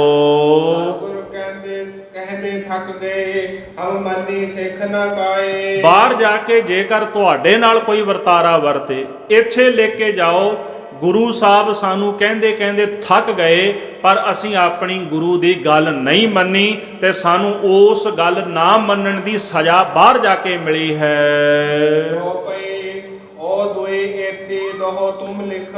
ਇਹਦੇ ਨਾਲ ਦੂਸਰੀ ਇੱਕ ਹੋਰ ਗੱਲ ਲਿਖ ਕੇ ਜਾਵੋ। ਤੁਮ ਹਮ ਗੁਰੂ ਨਾ ਹਮ ਤੁਮ ਸਿੱਖ। ਕਿ ਅੱਜ ਤੋਂ ਬਾਅਦ ਤੁਸੀਂ ਸਾਡੇ ਗੁਰੂ ਨਹੀਂ ਤੇ ਅਸੀਂ ਤੁਹਾਡੇ ਸਿੱਖ ਨਹੀਂ, ਇਹ ਬਦਾਵਾ ਲਿਖ ਕੇ ਜਾਵੋ। ਉਹ ਲੋਕਨ ਇਮ ਹੂੰ ਲਿਖ ਦਿਓ। ਉਸੇ ਵਕਤ ਉਹਨਾਂ ਨੇ ਆਖਿਆ ਵੀ ਕੋਈ ਗੱਲ ਨਹੀਂ ਮਹਾਰਾਜ, ਜਾਨ ਨਾਲੋਂ ਪਿਆਰਾ ਹੋਰ ਕੀ ਹੋ ਸਕਦਾ। ਉਹਨਾਂ ਮਹਾਰਾਜ ਨੂੰ ਬਦਾਵਾ ਲਿਖ ਦਿੱਤਾ। ਹੁਣ ਵੇਖੋ ਬੜਾ ਵੱਡਾ ਇਹ ਮਸਲਾ ਹੈ। ਭਾਈ ਮਹਾਂ ਸਿੰਘ ਦਾ ਨਾਂ ਸਭ ਤੋਂ ਮੂਹਰੇ ਆਉਂਦਾ ਵੀ ਉਹਨਾਂ ਬਦਾਵਾ ਲਿਖਿਆ, ਪਰ ਜੈਸੇ ਭਾਈ ਰਤਨ ਸਿੰਘ ਜੀ ਦਾ ਇਹ ਗ੍ਰੰਥ ਹੈ ਜਾਂ ਭਾਈ ਸੰਤੋਖ ਸਿੰਘ ਹਰੀ, ਉੱਥੇ ਬਹੁਤਾ ਕਿਤੇ ਜ਼ਿਕਰ ਨਹੀਂ ਆਇਆ ਵੀ ਭਾਈ ਮਹਾਂ ਸਿੰਘ ਹੋਰਾਂ ਨੇ ਬਦਾਵਾ ਲਿਖਿਆ। ਮਹਾਂ ਸਿੰਘ ਹੋਰਾਂ ਨੇ ਤਾਂ ਬਦਾਵਾ ਪੜਵਾਇਆ ਸੀਗਾ, ਨਾਲੇ ਬਦਾਵਾ ਇੱਕ ਵਾਰੀ ਨਹੀਂ ਦੋ ਵਾਰੀ ਲਿਖਿਆ ਗਿਆ। ਇੱਕ ਵਾਰੀ ਤਾਂ ਇੱਥੇ ਬਦਾਵਾ ਲਿਖਿਆ, ਇਤਿਹਾਸਕਾਰ ਲਿਖਦੇ ਵੀ ਰਾਮਿਆਣੇ ਪਿੰਡ ਗਏ ਮਹਾਰਾਜ ਸੱਚੇ ਪਾਤਸ਼ਾਹ ਚਮਕੌਰ ਸਾਹਿਬ ਜਾਣ ਤੋਂ ਪਹਿਲਾਂ। ਨਗਰਾਂ ਚੌਧਰੀਆਂ ਦੇ ਪਿੰਡਾਂ ਦੇ ਜਿਹੜੇ ਕੁਝ ਕੁ ਸਿੱਖ ਸਨ ਉਹ ਆ ਗਏ, ਤੁਹਾਡੀ ਸੁਲ੍ਹਾ ਕਰਾ ਦਿੰਦੇ ਆ ਬਾਦਸ਼ਾਹ ਨਾਲ। ਮਹਾਰਾਜ ਕਹਿੰਦੇ ਜਦੋਂ ਪੰਜਵੇਂ ਪਾਤਸ਼ਾਹ ਦੀ ਸ਼ਹਾਦਤ ਹੋਈ ਉਦੋਂ ਕਿੱਥੇ ਗਏ ਸੋ ਸੁਲ੍ਹਾ ਕਰਾਉਣ ਵਾਲੇ? ਗੁਰੂ ਤੇਗ ਬਹਾਦਰ ਸਾਹਿਬ ਦੀ ਸ਼ਹਾਦਤ ਹੋਈ ਉਦੋਂ ਸੁਲ੍ਹਾ ਕਰਾਉਣ ਵਾਲੇ ਕਿੱਥੇ ਗਏ ਸੀ? ਉਹ ਕਹਿੰਦੇ ਇਦਾਂ ਤਾਂ ਨਹੀਂ ਮਹਾਰਾਜ ਤੁਹਾਡੇ ਨਾਲ ਬਣਨੀ, ਤੁਸੀਂ ਤਾਂ ਜੰਗ ਕਰਦੇ ਹੋ, ਸਾਡੀ ਤੁਹਾਡੇ ਨਾਲ ਬਣਨੀ ਨਹੀਂ। ਗੁਰੂ ਸਾਹਿਬ ਕਹਿੰਦੇ ਕਿ ਛੇਵੇਂ ਪਾਤਸ਼ਾਹ ਨੇ ਜੰਗ ਨਹੀਂ ਕੀਤੇ? ਉਹਨਾਂ ਤਾਂ ਵੀ ਜੰਗ ਕੀਤੇ ਨਾ, ਸਮੇਂ ਦੀ ਸਰਕਾਰ ਨਾਲ ਹਕੂਮਤ ਨਾਲ ਉਹ ਜ਼ੁਲਮ ਕਰਦੇ ਸਨ। ਤੇ ਸਾਡੇ ਵੱਡੇ ਵਡੇਰਿਆਂ ਨੇ ਜੋ ਸਾਨੂੰ ਉਪਦੇਸ਼ ਦਿੱਤਾ, ਸਾਡੇ ਦਾਦਾ ਜੀ ਨੇ ਜੋ ਕੀਤਾ, ਅਸਾਂ ਵੀ ਉਹੀ ਕਰ ਰਹੇ ਹਾਂ। ਸਮੇਂ ਦੀ ਜ਼ਰੂਰਤ ਹੈ ਤੇ ਸਤਿਗੁਰੂ ਜੀ ਕਹਿੰਦੇ ਨੇ ਭਾਈ ਤੁਹਾਡੀ ਮਰਜ਼ੀ ਹੈ, ਤੁਸੀਂ ਸਿੱਖ ਅਸੀਂ ਗੁਰੂ ਆ। ਸਿੱਖ ਉਹ ਹੁੰਦਾ ਜਿਹੜਾ ਗੁਰੂ ਦੀ ਨਸੀਹਤ ਲਏ, ਤੁਸੀਂ ਨਸੀਹਤ ਦੇਣ ਆਇਓ। ਕਹਿੰਦੇ ਮਹਾਰਾਜ ਫਿਰ ਇਦਾਂ ਨਹੀਂ ਬਣਨੀ। ਹਜ਼ੂਰ ਕਹਿੰਦੇ ਫਿਰ ਤੁਹਾਡੀ ਮਰਜ਼ੀ ਵੀ ਲਿਖ ਕੇ ਜਾਓ ਵੀ ਤੁਸੀਂ ਸਾਡੇ ਗੁਰੂ ਨਹੀਂ, ਅਸਾਂ ਤੁਹਾਡੇ ਸਿੱਖ ਨਹੀਂ, ਬਦਾਵਾ ਲਿਖੋ ਤਾਂ ਤੁਸੀਂ ਚਲੇ ਜਾਓ। ਇਤਿਹਾਸਕਾਰ ਕਹਿੰਦੇ ਵੀ ਰਾਮਿਆਣੇ ਵੀ ਉਹ ਬਦਾਵਾ ਉਹਨਾਂ ਨੇ ਲਿਖਿਆ ਮਹਾਰਾਜ ਦਸਵੇਂ ਪਾਤਸ਼ਾਹ ਨੂੰ। ਪਰ ਭਾਈ ਮਹਾਂ ਸਿੰਘ ਹਰਾਂ ਉਹਨਾਂ ਬਾਰੇ ਬਾਰ-ਬਾਰ ਠੋਕ ਕੇ ਕਿਹਾ ਜਾਂਦਾ, ਉਹਨਾਂ ਬਦਾਵਾ ਲਿਖਿਆ ਪਰ ਇਹ ਗੱਲ ਕਿਤੇ ਬਹੁਤੀ ਸਾਬਤ ਨਹੀਂ ਹੋ ਸਕੀ। ਹਾਂ, ਬਦਾਵਾ ਪੜਵਾਇਆ ਭਾਈ ਮਹਾਂ ਸਿੰਘ ਹਰਾ ਨੇ। ਜਦੋਂ ਮਾਈ ਭਾਗੋ ਨੂੰ ਪਤਾ ਲੱਗਿਆ ਨਾ ਵੀ ਇਹ ਬਦਾਵਾ ਲਿਖ ਕੇ ਦੇ ਕੇ ਗਏ ਨੇ, ਮਾਤਾ ਆਖਣ ਲੱਗੀ ਆ ਕੀ ਕੀਤਾ ਤੁਸਾਂ ਵੀ ਤੁਸੀਂ ਮਹਾਰਾਜ ਨੂੰ ਬਦਾਵਾ ਲਿਖ ਕੇ ਦੇ ਕੇ ਆਏ ਹੋ। ਜਦੋਂ ਆਨੰਦਪੁਰ ਸਾਹਿਬ ਰੌਣਕਾਂ ਸਨ ਉਦੋਂ ਤਾਂ ਪਰਿਵਾਰਾਂ ਦੇ ਪਰਿਵਾਰ ਲੈ ਕੇ ਗਏ, ਤੇ ਹੁਣ ਕੀ ਹੋ ਗਿਆ ਤੁਹਾਨੂੰ? ਮਾਤਾ ਨੇ ਜਦੋਂ ਇਹ ਬਚਨ ਆਖੇ ਫਿਰ ਉੱਥੇ ਕੁਝ ਕੁ ਸਿੱਖ ਇਕੱਠੇ ਹੋਏ ਤੇ 40 ਮੁਕਤਿਆਂ ਦਾ ਜ਼ਿਕਰ ਆਉਂਦਾ। 40 ਸਿੱਖ ਸਨ, ਉਹਨਾਂ ਵਿੱਚ ਇੱਕ ਮਾਤਾ ਭਾਗੋ ਸੀ। ਇਕੱਠੇ ਹੋ ਕੇ ਭਾਈ ਮਹਾਂ ਸਿੰਘ ਹਰੀ ਉਹਨਾਂ ਦੀ ਅਗਵਾਈ ਹੇਠ ਜਥਾ ਜਿਹੜਾ ਸੀ ਖਦਰਾਣੇ ਦੀ ਢਾਬ ਤੇ ਗਿਆ ਮੁਕਤਸਰ ਸਾਹਿਬ, ਉੱਥੇ ਫਿਰ ਜੰਗ ਹੋਇਆ। ਇਸ ਕਰਕੇ ਜਿਹੜਾ ਬਦਾਵਾ ਹੈ ਉਹ ਸਿੱਖਾਂ ਨੇ ਮਹਾਰਾਜ ਦਸਵੇਂ ਪਾਤਸ਼ਾਹ ਨੂੰ ਸ੍ਰੀ ਅਨੰਦਪੁਰ ਸਾਹਿਬ ਲਿਖ ਕੇ ਦਿੱਤਾ ਹੈ। ਗੁਰੂ ਜੀ ਜਿਮ ਤੋ ਕਹਿਓ, ਮਹਾਰਾਜ ਨੇ ਜਿਵੇਂ ਆਖਿਆ ਉਹਨਾਂ ਨੇ ਪਰਵਾਹ ਨਹੀਂ ਕੀਤੀ, ਉਸੇ ਤਰ੍ਹਾਂ ਲਿਖ ਕੇ ਆਪਣੇ ਸਾਈਨ ਕਰ ਦਿੱਤੇ ਹਨ। ਚਾਕਰ ਨਫਰ ਟਹਿ ਹੋਏ ਜੋ, ਜਿਹੜੇ ਚਾਕਰ ਸਨ, ਚਾਕਰੀ ਕਰਦੇ ਸਨ, ਮਹਾਰਾਜ ਦੇ ਨਫਰ ਸਨ, ਟਹਿਲੂਏ ਆਦਿਕ ਸਨ। ਉਹ ਸਭੇ ਜਗ ਬੇਮੁਖ ਹੋ, ਹੋਰ ਜਿਹੜੇ ਵਪਾਰੀ ਆਦਿਕ ਉੱਥੋਂ ਦੇ ਰਹਿਣ ਵਾਲੇ ਨਗਰ ਨਿਵਾਸੀ ਸਨ, ਉਹ ਸਾਰੇ ਮਹਾਰਾਜ ਤੋਂ ਬੇਮੁਖ ਹੋ ਗਏ ਹਨ। ਐਸੋ ਸਤਿਗੁਰ ਸਾੰਗ ਵਰਤਾਇਓ, ਮਹਾਰਾਜ ਕਲਗੀਧਰ ਜੀ ਨੇ ਇਹੋ ਜਿਹਾ ਸਾਂਗ ਵਰਤਾਰਾ ਉੱਥੇ ਵਰਤਾ ਦਿੱਤਾ ਹੈ। ਭਗਤ ਇਮ ਲੋਕਨ ਦਿਖਾਇਓ, ਅਸਲ ਵਿੱਚ ਜਿਹੜਾ ਗੁਰੂ ਤੇਗ ਬਹਾਦਰ ਸਾਹਿਬ ਦਾ ਬਚਨ ਸੀ ਨਾ, ਸੰਗ ਸਖਾ ਸਭ ਤਜ ਗਏ ਕੋ ਨਾ ਨਿਭਿਓ ਸਾਥ, ਕਹੋ ਨਾਨਕ ਇਹ ਬਿਪਤ ਮੈਂ ਟੇਕ ਏਕ ਅਗਰ ਗੁਨਾਥ। ਉਹ ਬਚਨ ਸੱਚ ਕਰਕੇ ਵਿਖਾਏ ਵੀ ਜਦੋਂ ਬੁਰਾ ਵਕਤ ਆਉਂਦਾ ਨਾ ਉਦੋਂ ਕੋਈ ਕਿਸੇ ਦਾ ਸਾਥ ਨਹੀਂ ਦਿੰਦਾ। ਤੇ ਸਤਿਗੁਰੂ ਕਲਗੀਧਰ ਦਸ਼ਮੇਸ਼ ਪਿਤਾ ਜੀ ਨੇ ਉਹ ਬਚਨ ਕਹੇ ਹੋਏ ਆਨੰਦਪੁਰ ਸਾਹਿਬ ਪ੍ਰਤੱਖ ਕਰਕੇ ਵਿਖਾਏ ਹਨ। ਲੋਕ ਗਏ ਸਭ ਸਿਦਕੋ ਹਾਰ, ਵਾਹ ਵਾਹ, ਉੱਥੇ ਲੋਕ ਜਿਹੜੇ ਆਪਣੇ ਸਿਦਕ ਤੋਂ ਹਾਰ ਗਏ ਨੇ। ਬੜੀ ਵੱਡੀ ਗੱਲ ਹੈ ਜਦੋਂ ਸਿਦਕ ਹੀ ਹਾਰ ਜਾਏ ਬੰਦਾ, ਤੇ ਫਿਰ ਬੰਦੇ ਦੇ ਪੱਲੇ ਵੀ ਕੀ ਰਹਿ ਜਾਏ। ਮਾੜੀ ਮਾੜੀ ਗੱਲ ਪਿੱਛੇ ਬੰਦਾ ਸਿਦਕ ਹਾਰ ਜਾਂਦਾ। ਨਹੀਂ, ਗੁਰੂ ਕੇ ਸਿੱਖੋ, ਸਿਦਕ ਦੇ ਵਿੱਚ ਪਰਪੱਕ ਰਹਿਣਾ ਚਾਹੀਦਾ ਤੇ ਗੁਰੂ ਤੇ ਭਰੋਸਾ ਰੱਖਣਾ ਚਾਹੀਦਾ। ਜਿਹੜਾ ਸਿੱਖ ਗੁਰੂ ਦੇ ਉੱਤੇ ਭਰੋਸਾ ਰੱਖਦਾ, ਸਿਦਕ ਰੱਖਦਾ, ਸਤਿਗੁਰੂ ਉਹਦੀ ਪਿੱਠ ਨਹੀਂ ਲੱਗਣ ਦਿੰਦੇ, ਭਾਵੇਂ ਜਿੰਨਾ ਮਰਜ਼ੀ ਔਖਾ ਸਮਾਂ ਸਿੱਖ ਤੇ ਆ ਜਾਏ। ਪਰ ਲੋਕ ਗਏ ਸਭ ਸਿਦਕੋਂ ਹਾਰ, ਆਨੰਦਪੁਰ ਸਾਹਿਬ ਲੋਕ ਸਿਦਕ ਤੋਂ ਹਾਰ ਗਏ ਹਨ। ਐਸੀ ਭਈ ਸਮੇਂ ਕੀ ਕਾਰ, ਇਸ ਤਰ੍ਹਾਂ ਸਮੇਂ ਦੀ ਇਹੋ ਜੀ ਕਾਰ ਵਰਤੀ, ਇਹੋ ਜਿਹਾ ਭਾਣਾ ਉੱਥੇ ਵਰਤਿਆ ਹੈ। ਸਤਿਗੁਰ ਧੀਰ ਧਰਾਵ ਹੈ, ਜਿਉਂ-ਜਿਉਂ ਸਤਿਗੁਰ ਜੀ ਧੀਰਜ ਧਰਾਉਂਦੇ ਨੇ, ਉਪਦੇਸ਼ ਦਿੰਦੇ ਨੇ, ਭਾਈ ਸਿਦਕ ਰੱਖੋ, ਲੋਕ ਸੋ ਨੱਟੇ ਜਾਵੇ, ਤਿਉਂ-ਤਿਉਂ ਲੋਕ ਉਥੋਂ ਨੱਠ-ਨੱਠ ਕੇ ਬਾਹਰ ਨੂੰ ਜਾਂਦੇ ਵੀ ਮਹਾਰਾਜ ਹੁਣ ਤਾਂ ਇੱਕ ਦਿਨ ਵੀ ਇੱਥੇ ਨਹੀਂ ਖੜ ਸਕਦੇ।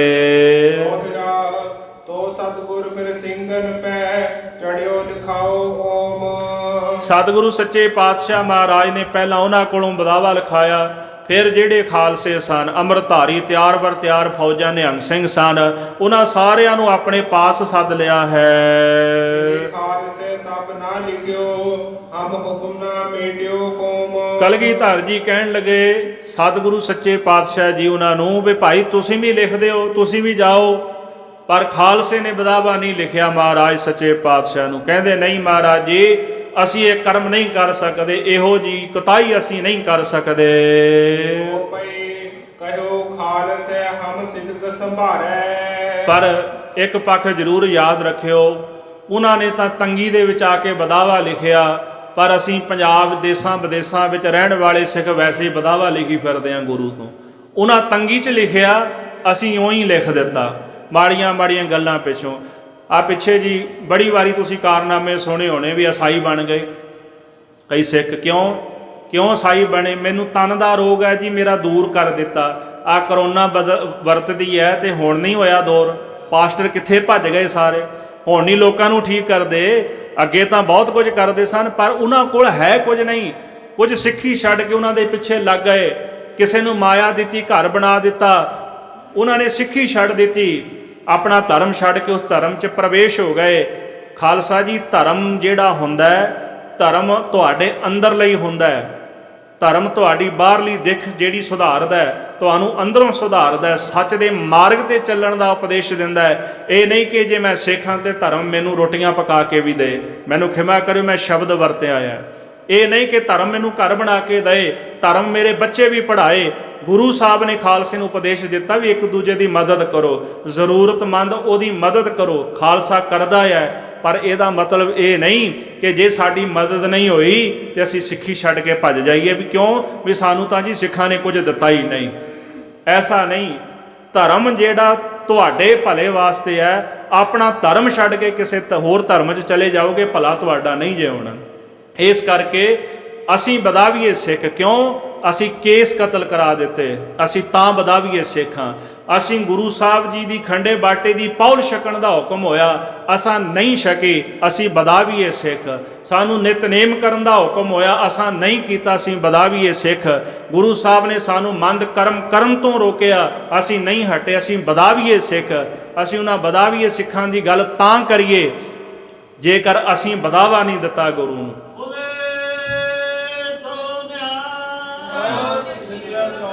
ਅਸੀਂ ਤਾਂ ਆਪ ਗੁਰੂ ਸਾਹਿਬ ਨੂੰ ਵਧਾਵੇ ਲਿਖ ਕੇ ਦਿੱਤੇ ਹੋਏ ਨੇ, ਆਪ ਗੁਰੂ ਨਾਲੋਂ ਟੁੱਟੇ ਹੋਏ ਆ। ਅਸੀਂ ਕਿਵੇਂ ਉਹਨਾਂ ਸਿੱਖਾਂ ਦੀ ਗੱਲ ਕਰੀਏ ਜਿਹੜੇ 8-8 9-9 ਮਹੀਨੇ ਸ੍ਰੀ ਅਨੰਦਪੁਰ ਸਾਹਿਬ ਦੇ ਕਿਲੇ ਵਿੱਚ ਭੁੱਖੇ ਭਾਣੇ ਬੈਠੇ ਰਹੇ। ਉਹਨਾਂ ਦੀ ਤਾਂ ਮਜਬੂਰੀ ਬਣ ਗਈ, ਵਧਾਵਾ ਲਿਖ ਕੇ ਦੇ ਗਏ। ਪਰ ਸਾਡੀ ਕੀ ਮਜਬੂਰੀ ਅੱਜ ਦੇ ਟਾਈਮ ਦੇ ਵਿੱਚ? ਸਾਡੀ ਤਾਂ ਕੋਈ ਮਜਬੂਰੀ ਨਹੀਂ ਨਾ। ਖਿਮਾ ਕਰਿਓ, ਅਸੀਂ ਵਧਾਵਾ ਗੁਰੂ ਨੂੰ ਲਿਖ ਕੇ ਦਿੱਤਾ ਹੋਇਆ। ਉਹਨਾਂ ਦਾ ਵਧਾਵਾ ਤਾਂ ਭਾਈ ਮਾਨ ਸਿੰਘ ਪੜਵਾ ਗਿਆ, ਪਰ ਯਾਦ ਰੱਖਿਓ ਸਾਡਾ ਵਧਾਵਾ ਕੌਣ ਪੜਵਾਏਗਾ ਜੇ ਅਸੀਂ ਨਾ ਸੁਧਰੇ। ਉਹਨਾਂ ਦਾ ਵਧਾਵਾ ਤਾਂ ਭਾਈ ਮਾਨ ਸਿੰਘ ਨੇ ਪੜਵਾ ਦਿੱਤਾ, ਸਾਡਾ ਕੌਣ ਵਧਾਵਾ ਪੜਵਾਏਗਾ?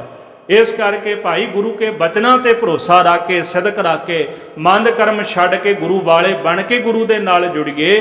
ਸਾਧ ਸੰਗਤ ਭਾਈ ਰਤਨ ਸਿੰਘ ਜੀ ਲਿਖਦੇ, ਕਯੋ ਖਾਲਸਾ ਹਮ ਸਿਦਕ ਸੰਭਾਰੈ। ਇਹ ਹੁੰਦਾ ਗੁਰੂ ਕਾ ਖਾਲਸਾ। ਖਾਲਸੇ ਕਹਿਣ ਲੱਗੇ ਮਹਾਰਾਜ ਅਸਾਂ ਵਧਾਵਾ ਨਹੀਂ ਲਿਖ ਸਕਦੇ, ਅਸੀਂ ਸਿਦਕ ਸੰਭਾਲਾਂਗੇ। ਸੀਸ ਉਪਰ ਹਮ ਸਿਦਕ ਨਾ ਹਾਰੈ। ਸਿਰ ਤੋਂ ਸਿਦਕ ਕਿਵੇਂ ਹਾਰ ਜਾਈਏ? ਅਸੀਂ ਦੁਨੀਆ ਵੇਖ ਕੇ ਕੇਸ ਕਤਲ ਕਰਾ ਦਿੱਤੇ, ਅਸੀਂ ਦੁਨੀਆ ਵੇਖ ਕੇ ਦੁਨੀਆ ਦੀ ਚਕਚੌਂਦ ਦੇ ਚੱਕਰ ਵਿੱਚ ਸਿੱਖੀ ਛੱਡ ਗਏ। ਉਹ ਕਹਿੰਦੇ ਮਹਾਰਾਜ ਸਿਰ ਦੇ ਉੱਪਰ ਸਿਦਕ ਨਹੀਂ ਹਾਰ ਸਕਦੇ, ਭਾਵ ਸੀਸ ਸਾਡਾ ਚਲਾ ਜਾਏ, ਪਰ ਮਹਾਰਾਜ ਅਸੀਂ ਆਪਣਾ ਸਿਦਕ ਨਹੀਂ ਛੱਡ ਸਕਦੇ।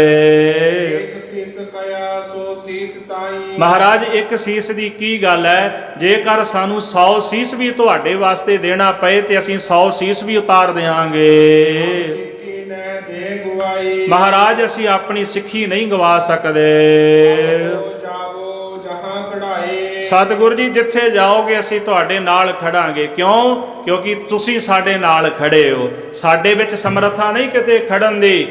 ਮਹਾਰਾਜ ਅਸੀਂ ਤਾਂ ਤੁਹਾਡੇ ਆਸਰੇ ਖੜਨਾ ਹੈ। ਜਿੱਥੇ ਜਾਵਾਂਗੇ ਸਦਾ ਤੁਹਾਡੇ ਨਾਲ ਰਵਾਂਗੇ, ਕਿਉਂਕਿ ਗੁਰੂ ਮੇਰਾ ਸੰਗ ਸਦਾ ਹੈ ਨਾਲੇ, ਸਾਡਾ ਗੁਰੂ ਸਾਡੇ ਨਾਲ ਹੈ।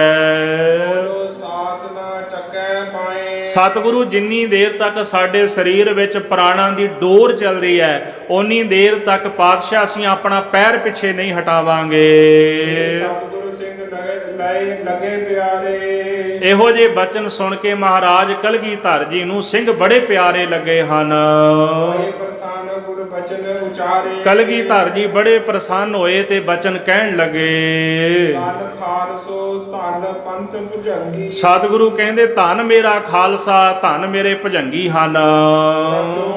ਜਾਣ ਸਿੱਖੀ ਚੰਗੇ। ਇਹਨਾਂ ਨੇ ਸਿੱਖੀ ਨੂੰ ਚੰਗਾ ਜਾਣ ਕੇ ਅੱਜ ਸਿੱਖੀ ਦਾ ਬੀਜ ਰੱਖ ਲਿਆ ਹੈ। ਬਾਹਰ ਖਾਲਸੇ ਐਸ ਉਚਾਰਾ। ਸਤਿਗੁਰੂ ਮਹਾਰਾਜ ਨੇ ਇਸ ਪ੍ਰਕਾਰ ਖਾਲਸੇ ਦੇ ਸਨਮੁਖ ਜਦੋਂ ਬਚਨ ਉਚਾਰੇ ਹਨ, ਮੈਂ ਕੋ ਦੱਸੋ ਮੋਰਚਾ ਭਾਰਾ। ਖਾਲਸੇ ਪੰਥ ਨੇ ਅਰਦਾਸ ਕੀਤੀ, ਮਹਾਰਾਜ ਕਿਰਪਾ ਕਰੋ ਸਾਨੂੰ ਕੋਈ ਭਾਰੀ ਮੋਰਚਾ ਦੱਸੋ, ਕਿਵੇਂ ਇਹਨਾਂ ਦੇ ਨਾਲ ਅਸੀਂ ਜੰਗ ਕਰੀਏ, ਕਿਵੇਂ ਮੋਰਚਾ ਲਾਈਏ। ਜੋ ਸ੍ਰੀ ਸਤਿਗੁਰ ਐਸੇ ਕਹਿਓ। ਮਹਾਰਾਜ ਕਲਗੀਧਰ ਦਸ਼ਮੇਸ਼ ਪਿਤਾ ਜੀ ਉਹਨਾਂ ਸਿੰਘਾਂ ਨੂੰ ਇਸ ਤਰ੍ਹਾਂ ਕਹਿਣ ਲੱਗੇ ਹਨ,